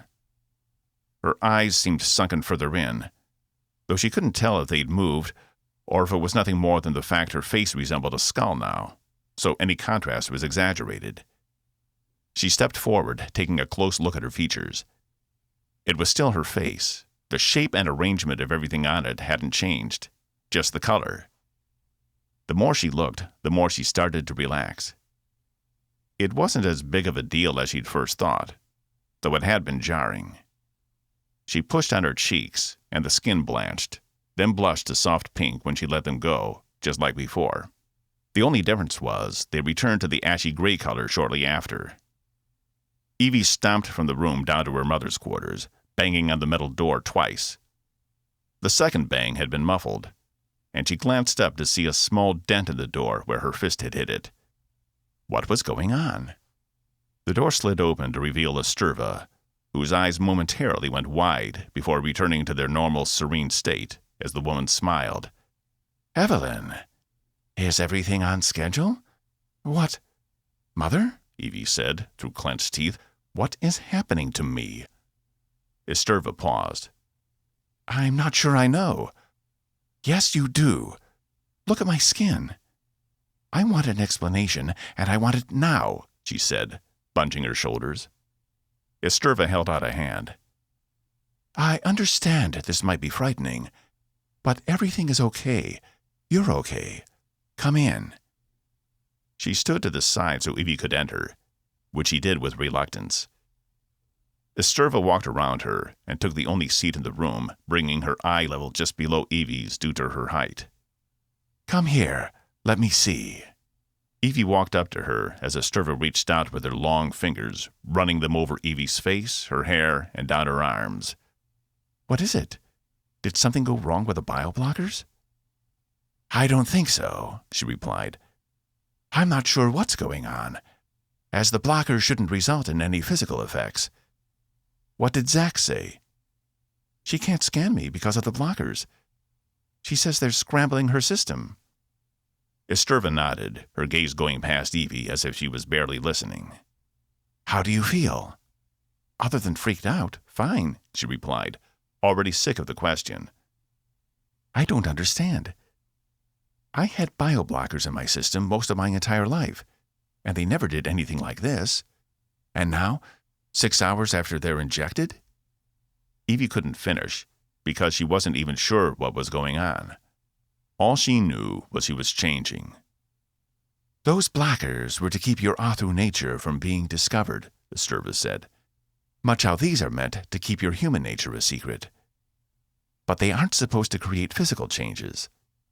She pressed a finger to her lips and tapped, lost in thought.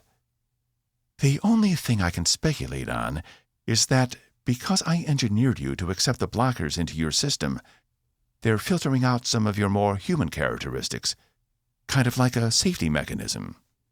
Does that mean I'm going to change into an Athru? Evie asked. I don't think so, she replied. They can't make you grow taller or modify the arrangement of your internal organs. But superficial changes, such as the levels of blood supplied to your skin and how you react to certain stimuli?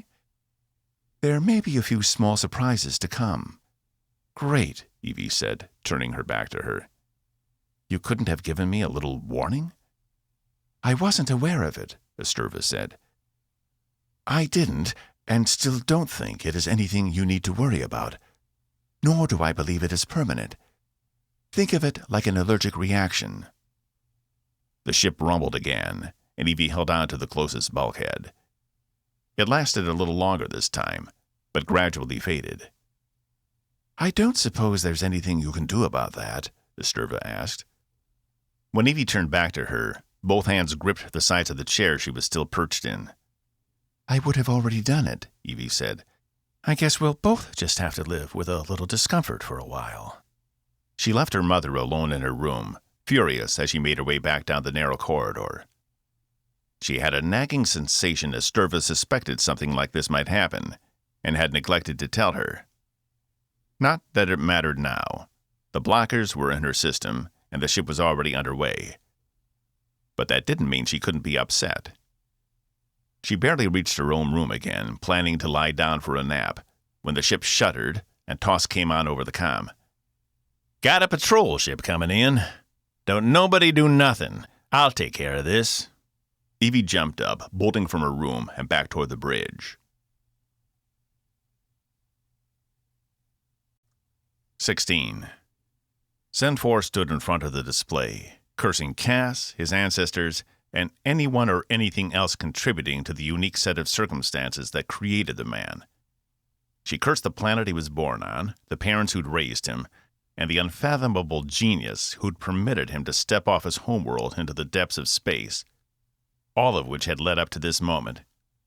She was supposed to try and convince the people whom she'd renounced, and who in turn wanted nothing to do with her, to listen for 5 minutes while she tried to explain a strategy that came from a human responsible for 10 Syl deaths and the loss of one of their sentient ships.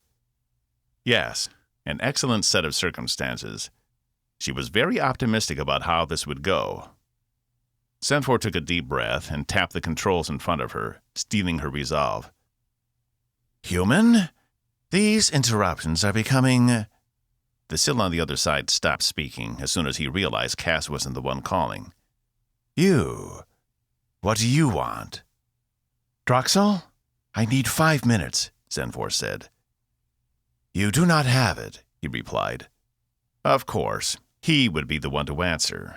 Out of all 476 members of the Syl High Sanctuary, it had to be Droxel, the man who had approved her for counsel after the completion of her training at the campfields of Shirak. I'm ending the transmission. You owe me, Sesster said, losing her composure. He stopped. I owe nothing. You renounced your commission, renounced our people. It is as if you do not exist. Just like Sakria, then, Sesster said, recalling her old companion on the training fields. The one who had sung those beautiful songs every night, until they took her away. Those who do not reach their potential are recycled. Isn't that right? Droxel stiffened. That's how it has always been. No, I refuse to accept that. Not always, not forever. It is an archaic and barbaric rule, and you know it. I do not presume to fly in the face of our traditions, Sesster. You have broken your covenant with our people. Your words and your actions no longer matter.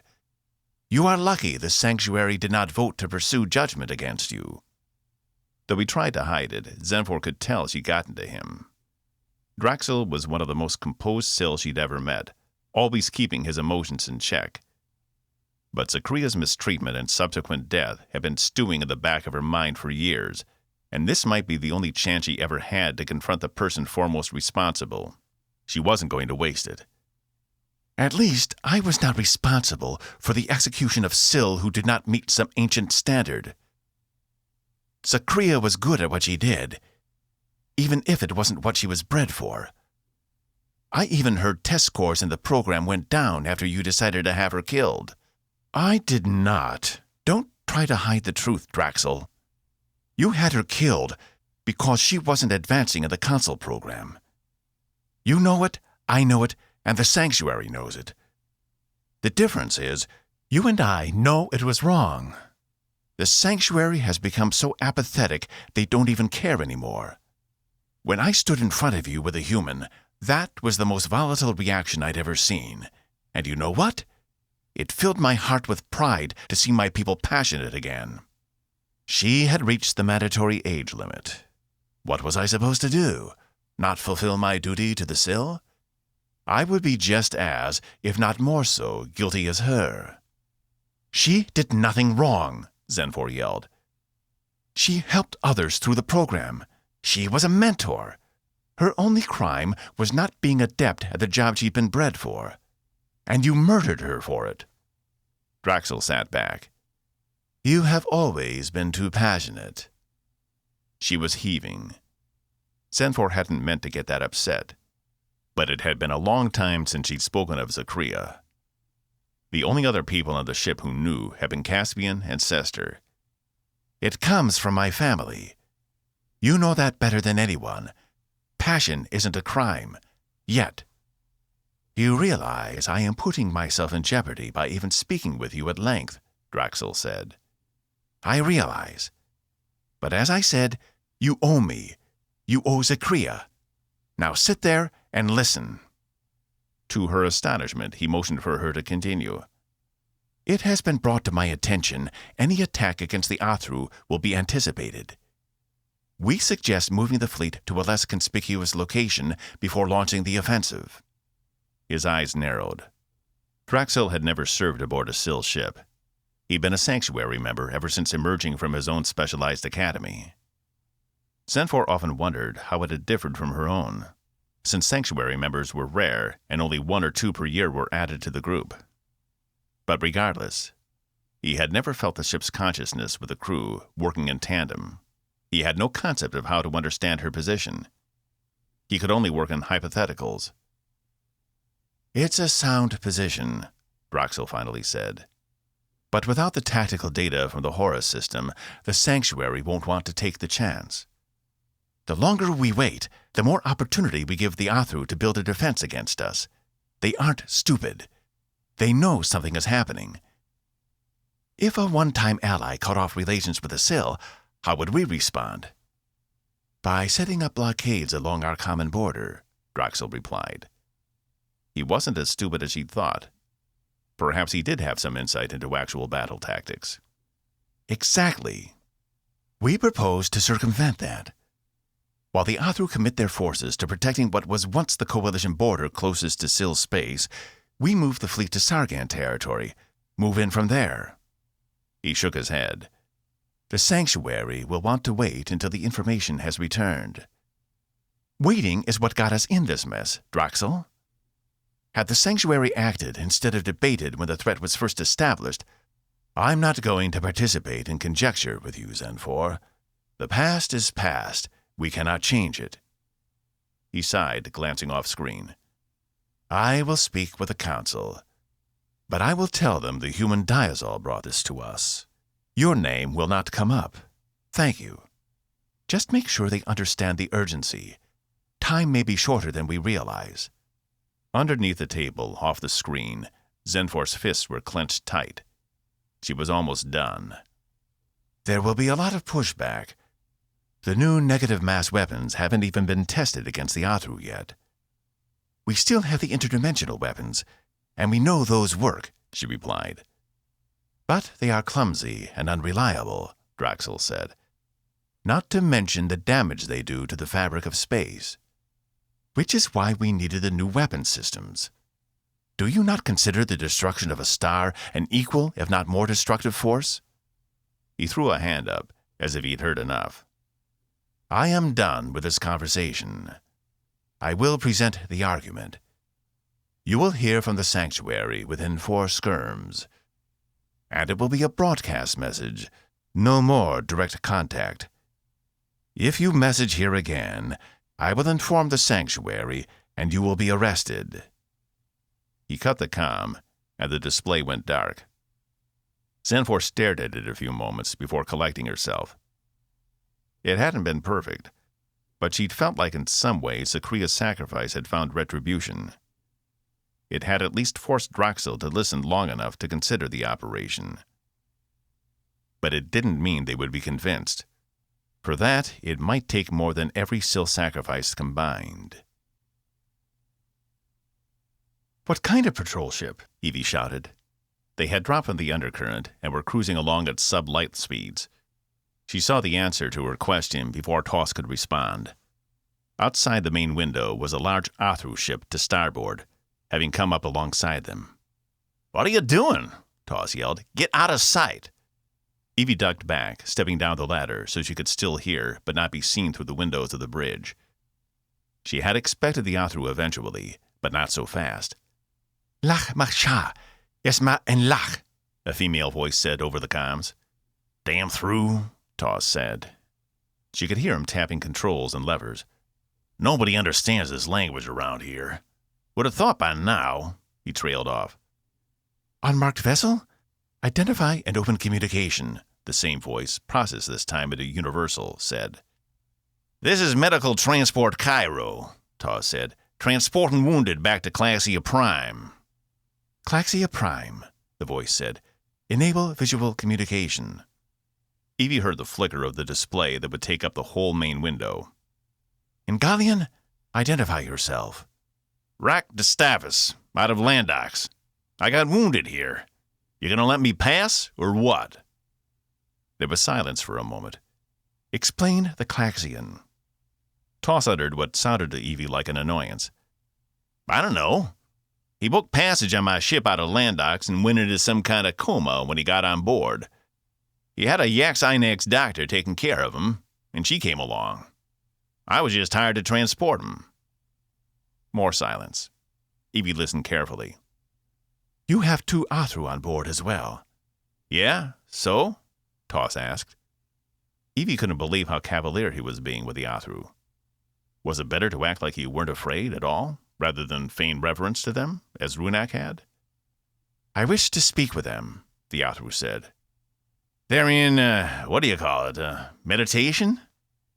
"Wake them." Evie's heart jumped up in her chest. She glanced down to see Esturva standing at the bottom of the ladder. She had one finger to her lips. "Look, they paid for this passage just like the Claxian. I was given instructions not to wake them from whatever it is they're doing. Something about hallowed time. I don't get it. I'm a simple driver. But I'm not waking my clients. You want to do that? You're welcome to come over and explain it." "Their destination is Claxia Prime?" "No, Earth. Quick jump right next door. And you're making me late." There was a long pause, long enough that Evie thought they'd been found out. "Very well. Proceed, medical transport." The comm went silent. Evie felt the ship rumble as it re-entered the undercurrent. She stuck her head up above the ladder. "All clear," Toss said. One of his eyes turned around to see her peeking up. "But we'll have to stay out of the wormholes for a while until they're out of range. Don't want to try and explain how we jumped so fast." "What the hell was that? Inviting them on board?" Evie said, climbing up over the rungs onto the catwalk that connected to the bridge. "They never take the bait," Toss said. "Not worth their time. Looks like your little trick worked. I knew it had as soon as they came in range. They never would have contacted us if they detected a human." "Even with another Athru aboard?" Evie took the seat beside him. "Nah," he replied, all 4 eyes back on the course. "Consider 'em collaborators, not worth sparing." Evie hadn't realized that. She'd figured Esturva was their insurance policy. That even if her human nature did show through, Esturva's obvious nature would give them time to escape any confrontation. "You better get comfortable," Toss said. "It's going to be a long week ahead, and there's a good chance that wasn't the only stop. But they're all the same. Head down, get some rest, and stay out of sight. It's that easy." "Don't you need to be relieved?" Evie asked. "You can't fly the ship for an entire week." "Sure can. Ingalians don't sleep. And we can postpone food or drink for long periods of time. I ain't moving from this spot until we reach Claxia Prime. Evie turned, mouthing okay to herself, and headed back for the ladder where her mother still waited at the bottom. Once she was back down and face to face with Esterva, she glared at the woman. Did you know that the Athru would just destroy the ship if they detected me? I was aware of that possibility, yes, Esterva said. Why didn't you say anything? Evie spat. There didn't seem to be a need. Why make you worry? She brushed it off as if she hadn't just deceived her daughter, which made Evie wonder. She stared daggers at the pale Athru. What else aren't you telling me? Esterva held up her hands in defense. Nothing. But Evie didn't buy it. Mother, tell me. Esterva grimaced, breaking eye contact with Evie. Well, there is another small matter, but it's hardly worth mentioning. Evie's fingernails dug into her newly pale skin. Mention it. Now. I might not have been honest about why I accompanied you. Which means what? Why did you come then?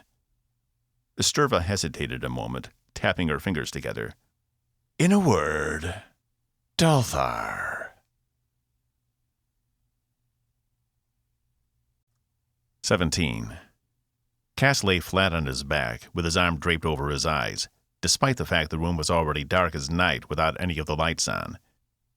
He hadn't been sleeping well lately, and no matter how tired he was during the day, insomnia would always follow him into the night. So he'd taken a few hours off to try and fall asleep when he felt the most tired. But as soon as he lay down on the bed, it was like a firecracker had gone off in his brain, and he couldn't stop it from exploding over and over in his mind. Regardless, he lay there as still as possible, willing himself to fall into sleep. He didn't want to think about more drastic options, such as asking Box for a sedative. But if this kept up, he'd have no choice. He couldn't lead a fleet of ships into harm's way while he was falling asleep at his job. The door to his quarters slid open, and the dull light from the corridor tried to reach his arm and eyelids before disappearing again. He sat up only to find a shadowy figure moving around in the darkness on the other side of the room. It's okay. You can turn on the light.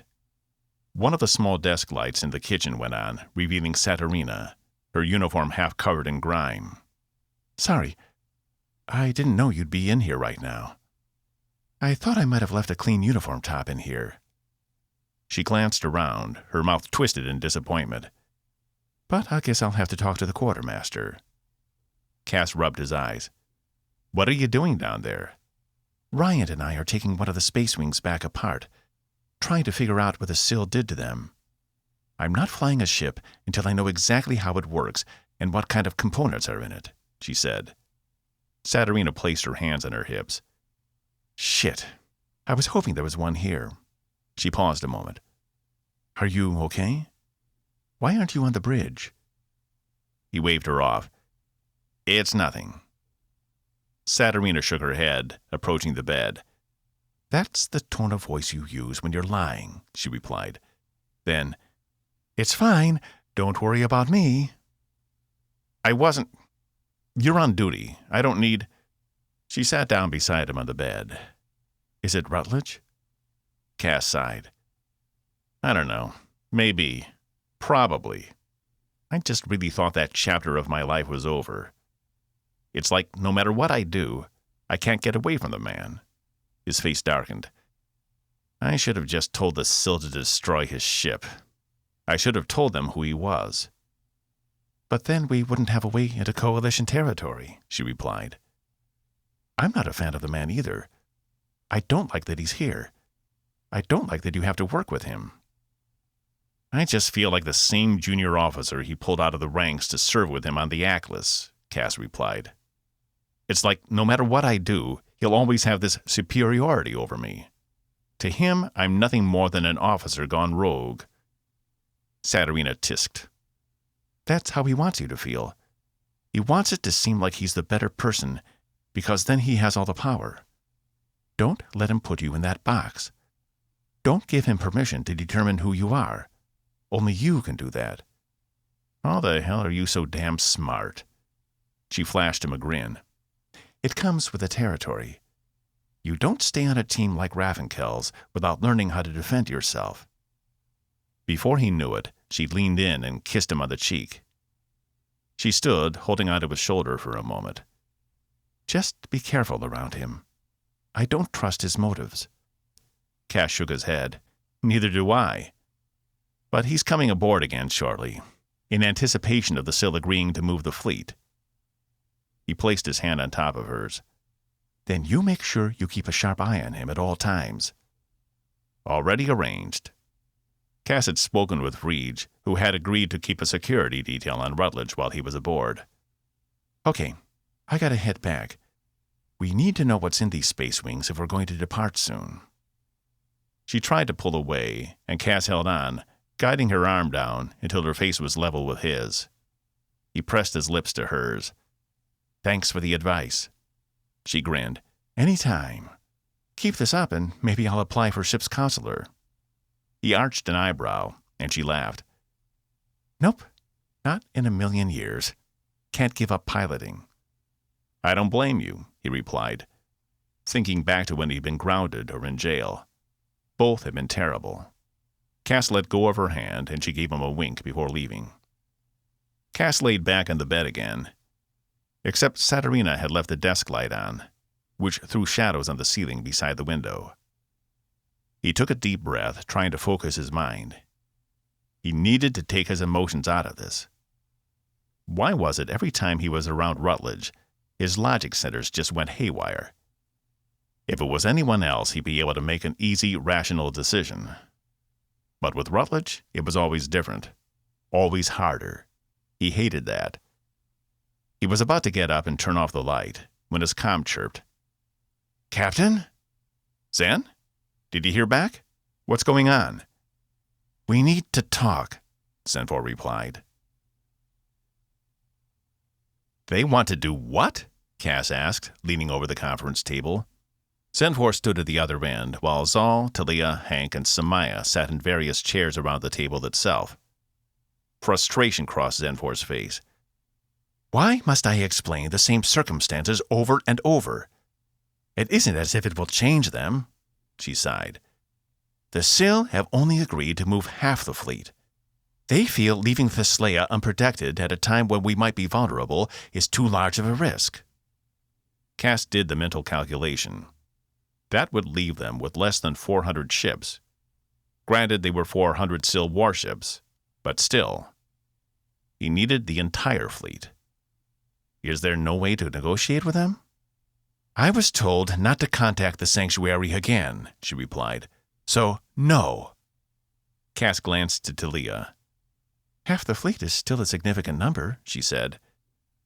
But I'll have to make some modifications to our attack plan if we're headed into coalition space with less of a force than we planned.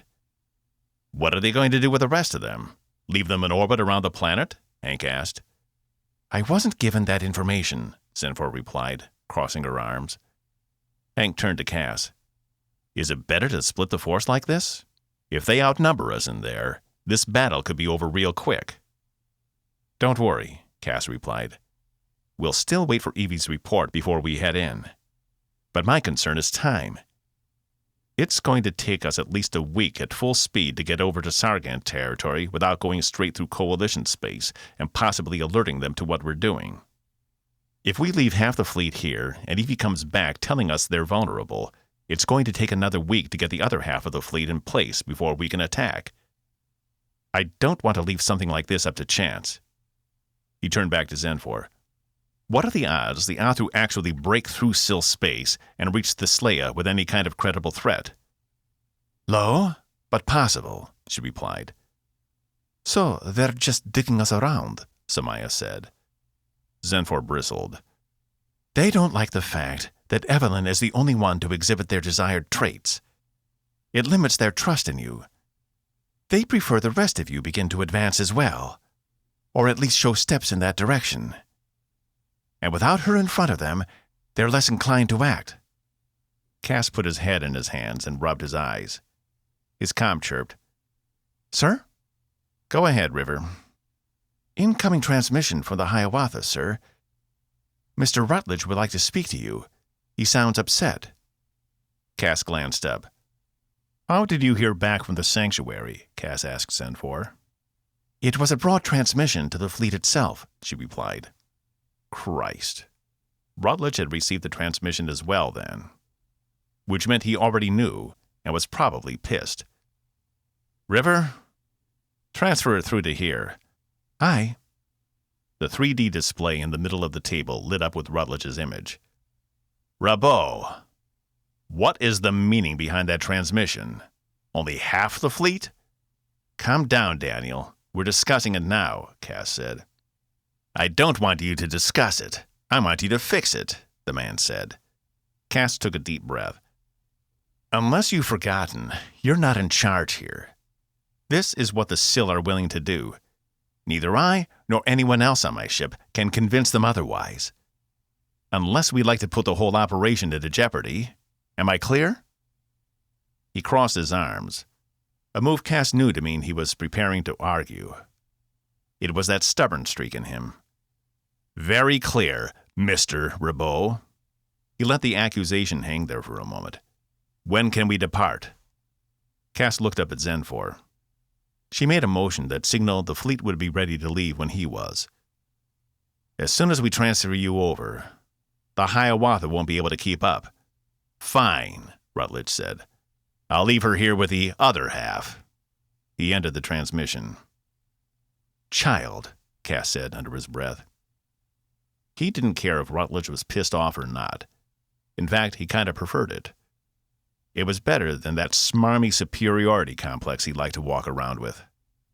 Lieutenant, work with Freeze on that man's transportation. And as soon as he is aboard, let me know. I want him under constant surveillance. Hank, let's signal the fleet to prepare to leave. Cass glanced over to Senfor. I assume they'll respond to automated battle plans coming over the comms? She nodded. Just broadcast the battle plans and the strategies you've drawn up. They'll handle the rest. This was maddening. He couldn't even communicate with his own fleet of ships. He swore the Sill did it just to be contrarian, like they divined sick pleasure from making things as difficult as possible. Samaya, double-check everything with Tyler, and make sure the auto-sequence is solid for the undercurrents. I don't want to run into a problem out there in the middle of an operation. Let's get everything checked, rechecked, and checked again. We've had 3 weeks to sit on our butts. Now is the time to make it count. Dismissed. Everyone at the table stood, except for Cass. He glanced to his left, missing Evie's presence. At least this way she wouldn't come back to an empty planet. And once she was here and could relay the information, the rest of the Sill would fall in line. As Cass stood, he realized he was pinning a lot of his hopes on her. They had better not be in vain. 18. Evie woke with a start. The ship rumbled through a micro-wormhole, then back out again, the vibration lessening. She figured she would have gotten used to it after 6.5 days of continuous jumps, but instead it seemed to have the opposite effect.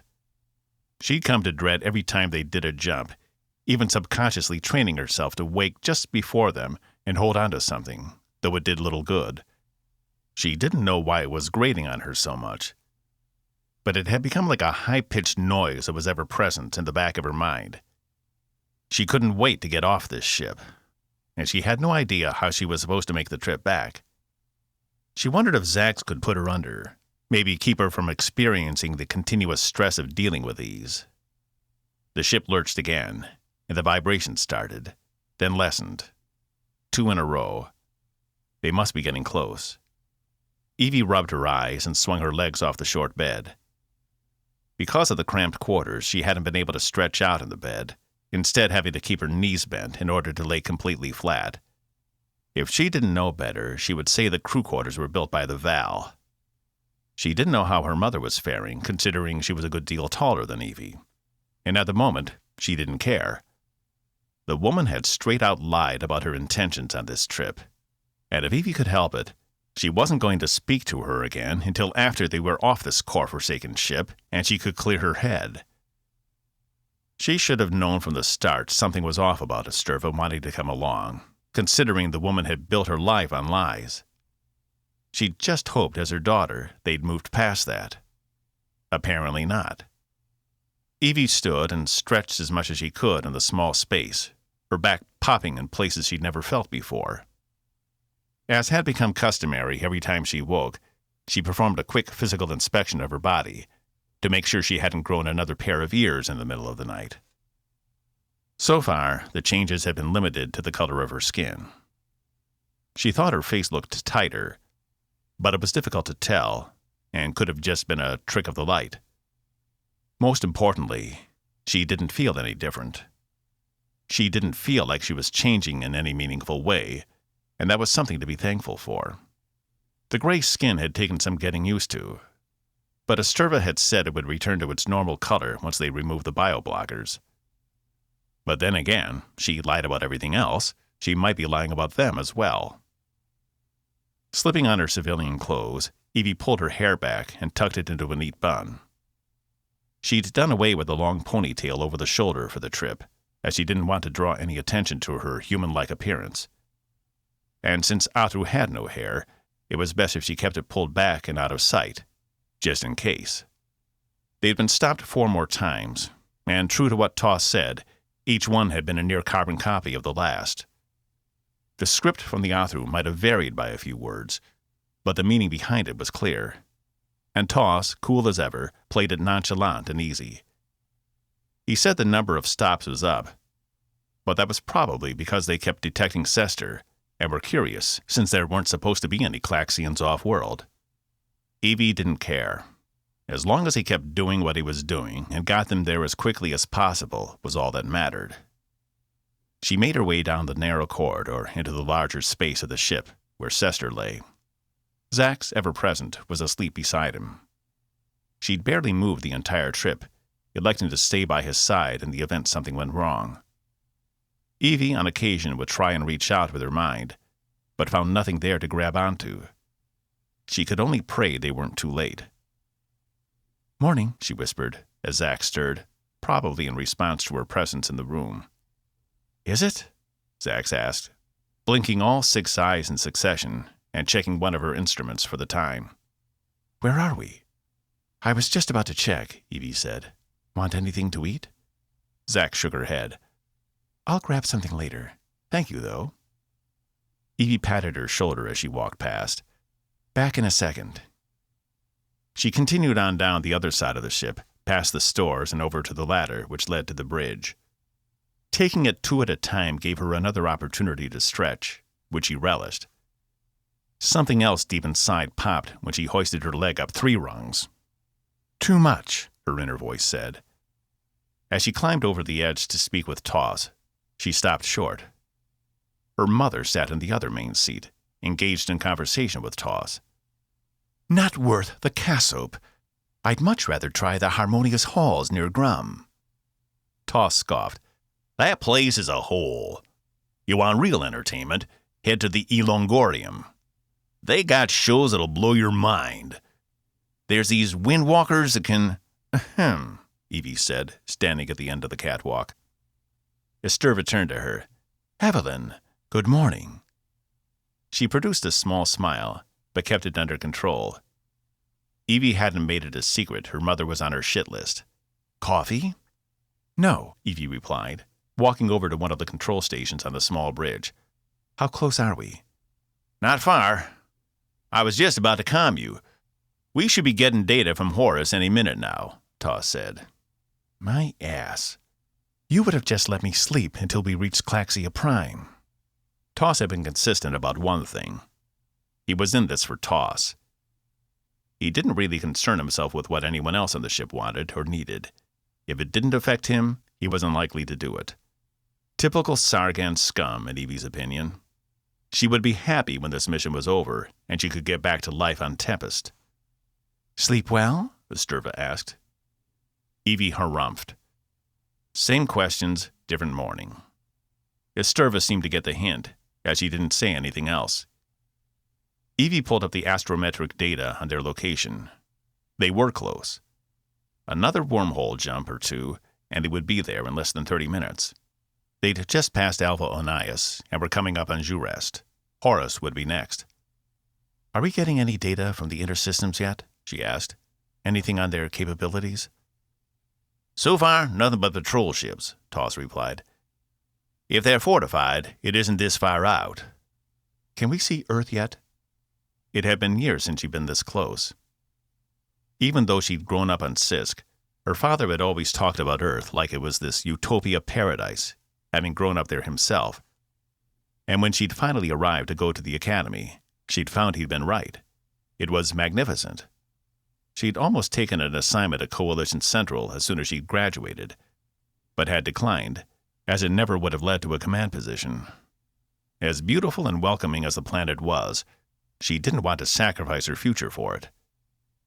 She had planned to return every few years, catch up with her old friends from school, bask in the serenity of it all, but that hadn't happened.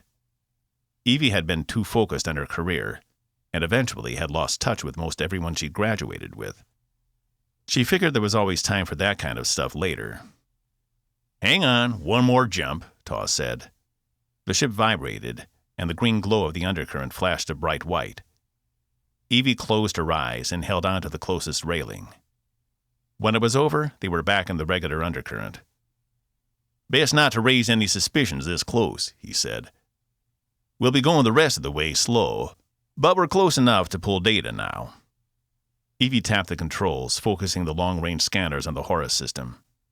"What the?" she said, as the visual of the system came up. "What's wrong?" Evie felt a Sturva come up behind her, but it barely registered. It didn't even matter anymore. "This can't be right," Evie said, resetting the scanners. When the information displayed again, it was unchanged. "Well, what is it?" Toss asked. "The scanners have counted over 5,000 Athru ships in the Horus system alone, and it keeps adding more." She spun on Sturva. "How can they have that many ships?" "I have no idea," Sturva replied. "They left our planet with fewer than 200, and most of those were smaller support craft. Whatever they've been doing in the system for the past 18 years, it has been extensive." Her face darkened. "Dalthar." Evie grimaced. She didn't want to hear that name again. Instead, she returned her attention to the display, bringing up an image of Earth. She gasped at what the display showed. "This can't be right." Instead of the blue and green world she'd been expecting, there was nothing but a brown sphere covered in black and gray splotches. As best she could tell, the planet still had oceans, but they were no longer blue. They were kind of a sickly green. And all around the planet were artificial structures, some of them huge. "That bastard," Sturva said. "He's terraformed it into a construction platform. That's how he's built up such an armada. He's been siphoning the natural resources of the planet and using them to build more ships. I should have known he'd pull something like this." "You never knew?" Evie asked, tears welling in her eyes. She couldn't believe the beautiful planet she lived on for 4 years was just gone, as if someone had snapped their fingers and destroyed it in one fell swoop. "In all that time you were looking for me, you never came here?" "I never got this close," Sturva admitted. "I knew if you were this close, you were probably dead." "By Garth Almighty," Toss said. "Never seen anything like that before." "Is this what the Athru do?" Evie demanded. "Do they just come and destroy?" "They don't see it as destruction," the Sturva said. "They'll see it as creation. That the planet was changed to serve their own needs. Dalthar is relentless in his pursuit of—" "Stop saying that name," Evie yelled. Every time was like a slap in the face, because it did nothing but remind Evie that her mother had lied about her true intentions of coming on this trip. After Evie had practically dragged it out of her, she learned Dalthar was the Athru in chief, the one who made the final decision, despite the Athru ruling body having a part in the say. He had been her mother's commander at one point, and had been the one to discover Sturva's treachery, hunting down and killing the rest of her team. Esturva had finally admitted she'd come along to determine where he was, how fortified his position, and if possible, break in and kill him before the rest of the Athru ever knew she was there. It didn't matter that one action could destabilize everything, including their attack plans. She was driven purely by a need for revenge. But Evie had shut that down. She'd forbade Esturva from leaving the ship without her, and under no circumstances was she to have contact with any Athru while they delivered Sesster home. The computer beeped, and Evie turned to it. "It's up to 7,000, she said, her voice small now. How were they supposed to go up against a fleet this big? Even if they did have the element of surprise, if each of those ships had a planet-killing weapon on board, their fleet wouldn't survive a day." "We'll be at Claxia Prime in a few minutes," Tawes said. Evie's heart jumped in her throat. She hadn't even considered what the Athru might have done to Sester's homeworld. She altered the scanners to look at Earth's closest planetary neighbor, and was greeted with a sea-green planet, a wide band of bluish rings circling the equator. She let out an audible sigh. At least the Athru had left Claxia Prime alone. Evie did a double-check of all the rest of the planets in the system. Osiris, Ra, Isis, Amun, Mut, and Set. They all seemed unchanged. The only planet they decided to destroy was Earth, and they hadn't even destroyed it, not in the traditional sense. Instead, they'd debased it, stripped it of everything good and useful, all in the name of building a bigger defense. "Dalthar did this?" she finally asked. "Most certainly. He has the final say on all general operations, including construction and military." "Then we need to make him pay," Evie said through her teeth, seething. "I know," Esturva replied, "which is why I'm here." "We're coming out of the undercurrent," Tawes said. Evie glanced to the side. The green of the undercurrent disappeared to reveal the cool glow of Claxia Prime beyond. It didn't escape her notice at least 4 Athru ships were in patrol around the planet. She wiped her eyes. "Let's do what we came to do first, and hope it's not too late." She tapped her comm. "Zax, get ready. We're going down." 19. Samaya took a deep breath and pressed the comm button beside the door. Behind her, Reed stood at attention. Cass didn't need to know she was down here, but she wasn't about to confront him alone. She'd had this nagging sensation ever since he'd first appeared on that screen, and even after he'd come on board, she thought she could resist it. But it had been almost 7 days, and she couldn't put it off any longer. Vreed had been understanding.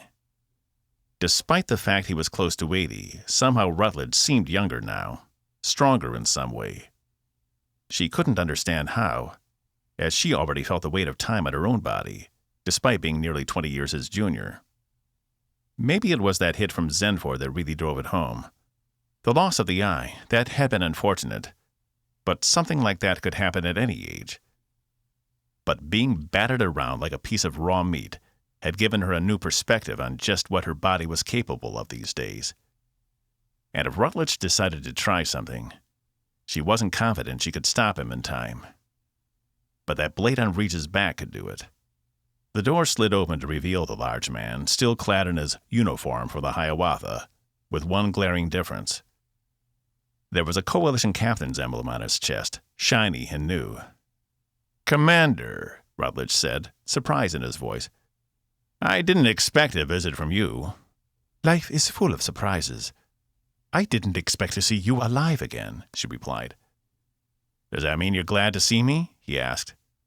"I'm confused. You're supposed to be dead. All this time, you and I have been hiding out in Coalition space, helping other humans, and we've never come across each other's paths? Don't you find that strange?" Rutledge made a dismissive motion with his hand. "It's a big galaxy. And the key word there is hiding." He paused. "Though you are supposed to be dead as well. I thought we lost you on the Atlas." "That was the idea," she replied. "Where have you been keeping yourself?" She shifted. "Most recently, Starbase 5, or what was left of it. Before that, we were all over the place. We stayed out of the core worlds, kept to the fringes when we could. Impressive. I didn't know there were any others still alive. His eyes narrowed. Samaya nodded at his new piece of hardware. You'd better not let the captain catch you wearing that. He glanced down in feigned ignorance. Why not? I am the captain of my own ship, after all. You'll know why. You're technically a civilian. You were given a dishonorable discharge. You're not an officer. He stared at her a moment, then removed the emblem and tossed it into the room. It's been a while since I've had enough resources to print what I want. I had to indulge. I know how you feel, Samaya replied. When Tempest first showed up, she couldn't believe the resources of this ship.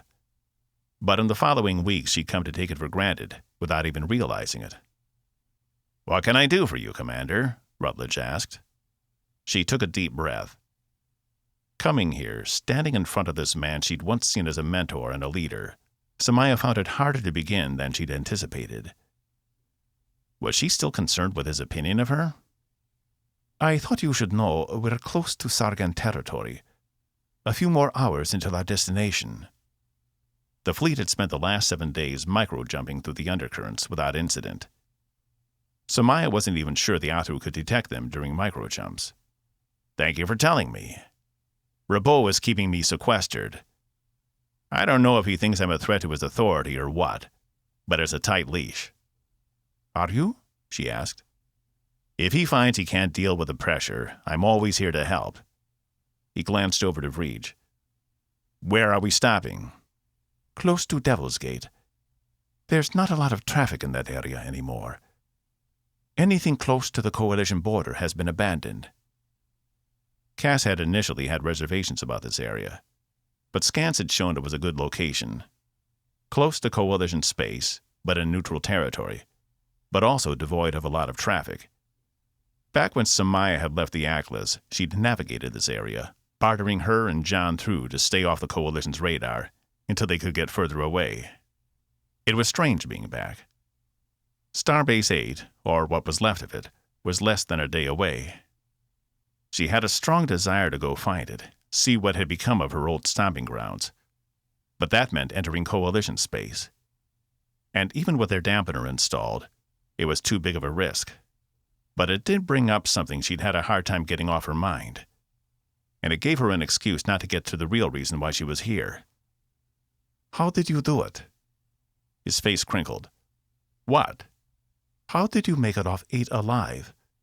We heard from a trader you'd been killed when the Athru invaded. He scoffed. Would you like to come inside? As much as I enjoy conversing in the middle of the hall, I'm an old man and prefer to sit more than I stand. Samaya exchanged glances with Vreege. Yeah, sure. Rutledge moved out of her way as she stepped inside with Vreege behind her, keeping a barrier between her and her former commander. The room was sparse, unremarkable. Rutledge hadn't taken the time to make any changes, though Samaya did notice an admiral's emblem laying on the table beside the door. She guessed it said something he'd try the lower rank, rather than trying to completely reinstate his former position, though the fact he'd printed it off at all was troublesome. Rutledge walked around them, pulling one of the plush lounge chairs in the room and taking a seat, apparently unconcerned whether they did the same. Commander? Vreege began, but Samaya shook her head. She needed to hear this, if for no other reason than to satisfy her curiosity. Did Rabot tell you they were holding me on 8 then? The older man asked, brushing the front of his uniform with his hands, as if he were looking for stray motes of dust. His bandolier lay on the bed beside him. I knew, she replied. I saw the vid of them taking you away. We were still in Sargan space at the time, but it broadcast everywhere. Which begs the question. He stopped the brushing. Why weren't you on the Atlas when it malfunctioned? Her heart jumped in her chest. Could he see the change on her face? Or was her reaction just in her mind? You first. Very well. He cleared his throat. I wasn't the only officer Rabot managed to get locked up. Across the cells from me was a man named Page. He'd had a good career ahead of him before he'd run into my former apprentice. She scoffed, but said nothing further. But the circumstances of my survival came down more to luck than anything else. The only thing I did was kept moving. Luck? She'd never known Rutledge to be one who relied on anything other than his own guile. To hear him speak in such terms was odd. Keep in mind, without comms in the cells, we had no idea what was going on. When the first attack came, I thought maybe the operation with the sill had backfired. In fact, I kind of expected it. I never thought Rabot would be able to tame those people in any way. Turns out I was wrong. I didn't know it at the time, but the first blast from the Athru blew the station in half. But because we were in the cells deep in the station, the damage wasn't too bad in our section. The force barriers dropped, and the emergency power came on, lighting ways to escape pods. Paige and I moved as fast as we could. I admit I wasn't as fast as I should have been. Those seasons in the cell were hell on the psyche, and I hadn't been keeping up with my physical regimen. I hope you don't expect pity from me, Samaya said, feeling the boldness in her blood. If anything, Rutledge's recollection reminded her he was a criminal, and she should have no compunction about telling him the truth. I don't want it, he replied, his voice hard. But had I been quicker, I wouldn't be here now. Paige was scouting ahead of me, trying to figure out what was going on, when the structural integrity of his section failed, and he was sucked out into open space. The emergency force barrier went up just in time to keep me from being sucked out as well. It was there where I finally saw the extent of the damage and realized if it was the sill, they were using ships we'd never seen before. As for Paige, there was nothing I could do except watch as he tumbled through open space toward the other side of the burning station. I doubled back and eventually made my way to one of the cargo bays. And meanwhile, the Athru just let you go about your business? Samaya hadn't been on 5 when they'd attacked it, but it had looked like they'd sent down shock troops to flush out any remaining survivors. He shook his head. No, but I got off on a cargo shuttle. There was no one else around, otherwise I would have taken them with me. I think they were all busy going for the escape pods and what few starships had survived the initial attack. I made my launch look like an automated response. Then how did they not detect you? It wasn't like the Athru to be sloppy either. They didn't leave survivors. He grinned. I didn't realize until much later the cargo in the ship acted as a natural shield for my biosign.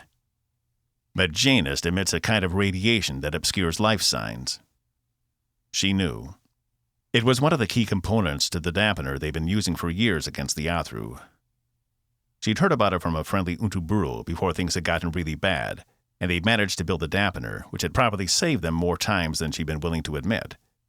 But at the same time, she had difficulty believing Rutledge and no one else had made it off 8 alive. It was convenient. Pretty simple, really. Just plain luck, like I said. He leaned forward in his chair. Now, your turn.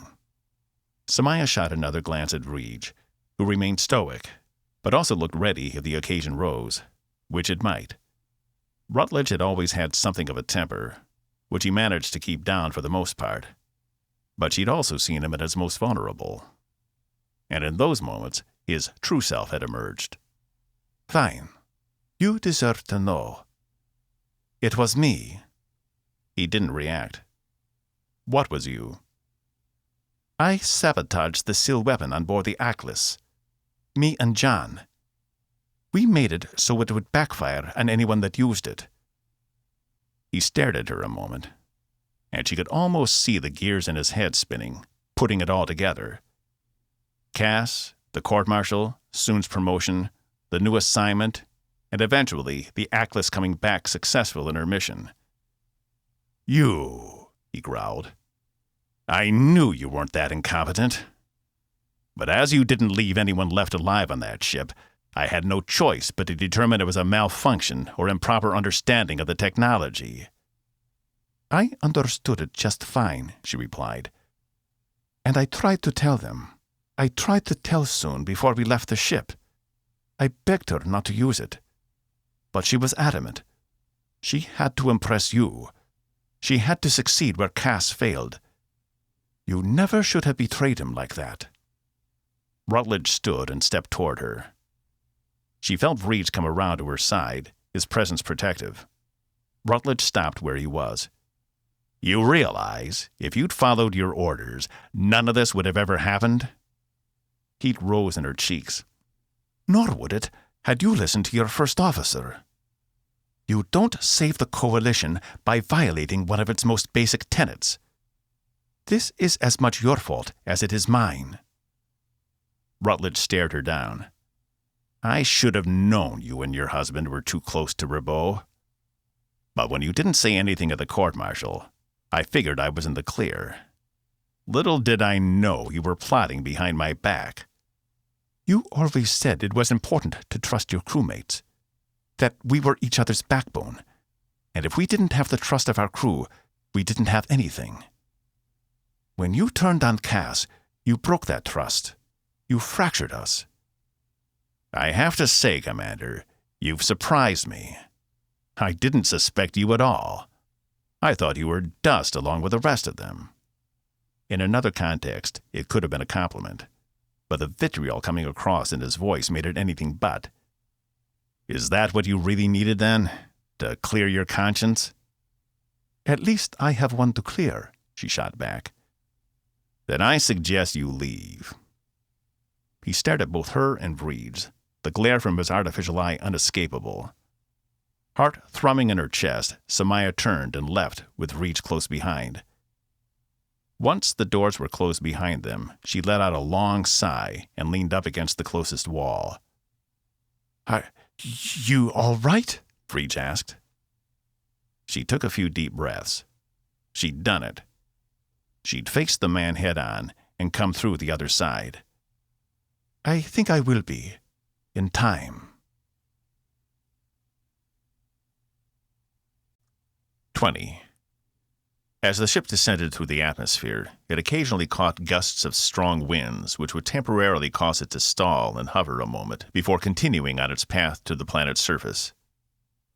To Evie, it felt like the ship had become a feather, only moving and floating with the breeze. She could have ordered Toss to burn through the currents, but given the age of the ship, there was always the risk it could do some damage. Claxia Prime had always had a strong atmosphere, which helped protect the surface. If a ship didn't ride the currents properly, they could break apart before reaching the troposphere. Evie descended the ladder back into the main hold just as they hit another gust, causing the ship to shift for a moment before experiencing the controlled fall again. Zax glanced up as she approached. "Anything?" Zax shook her head. "At least he's still alive. You did it. You got him back home." "It doesn't matter if he dies on the landing pad," Evie replied. "Toss had already sent an emergency message to the Claxians. They're supposed to meet us there." "Where are we landing?" Zax asked. "Hightown," Evie said.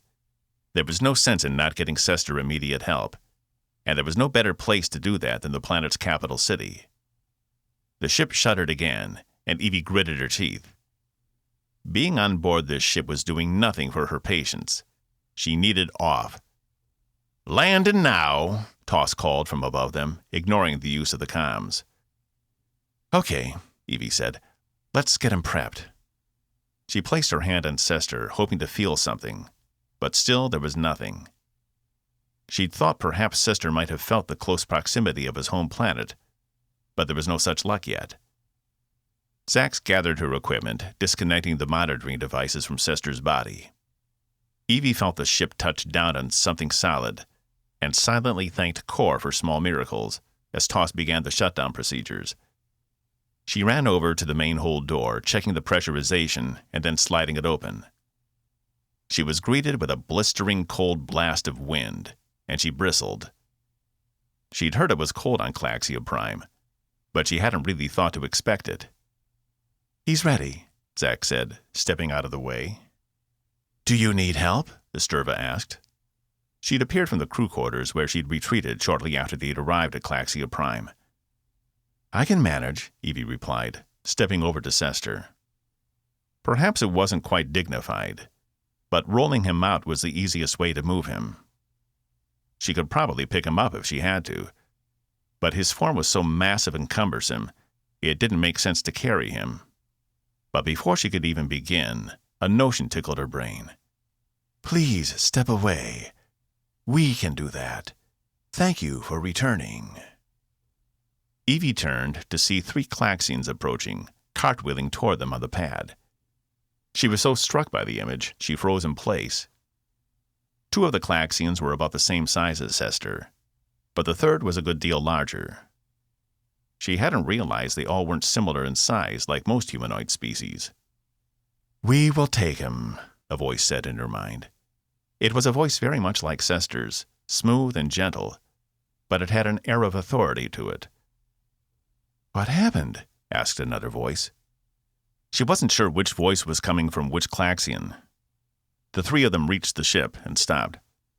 God damn, Toss said behind her. She glanced over her shoulder to see he'd finally left his chair and descended the ladder as well. Can anyone else hear them?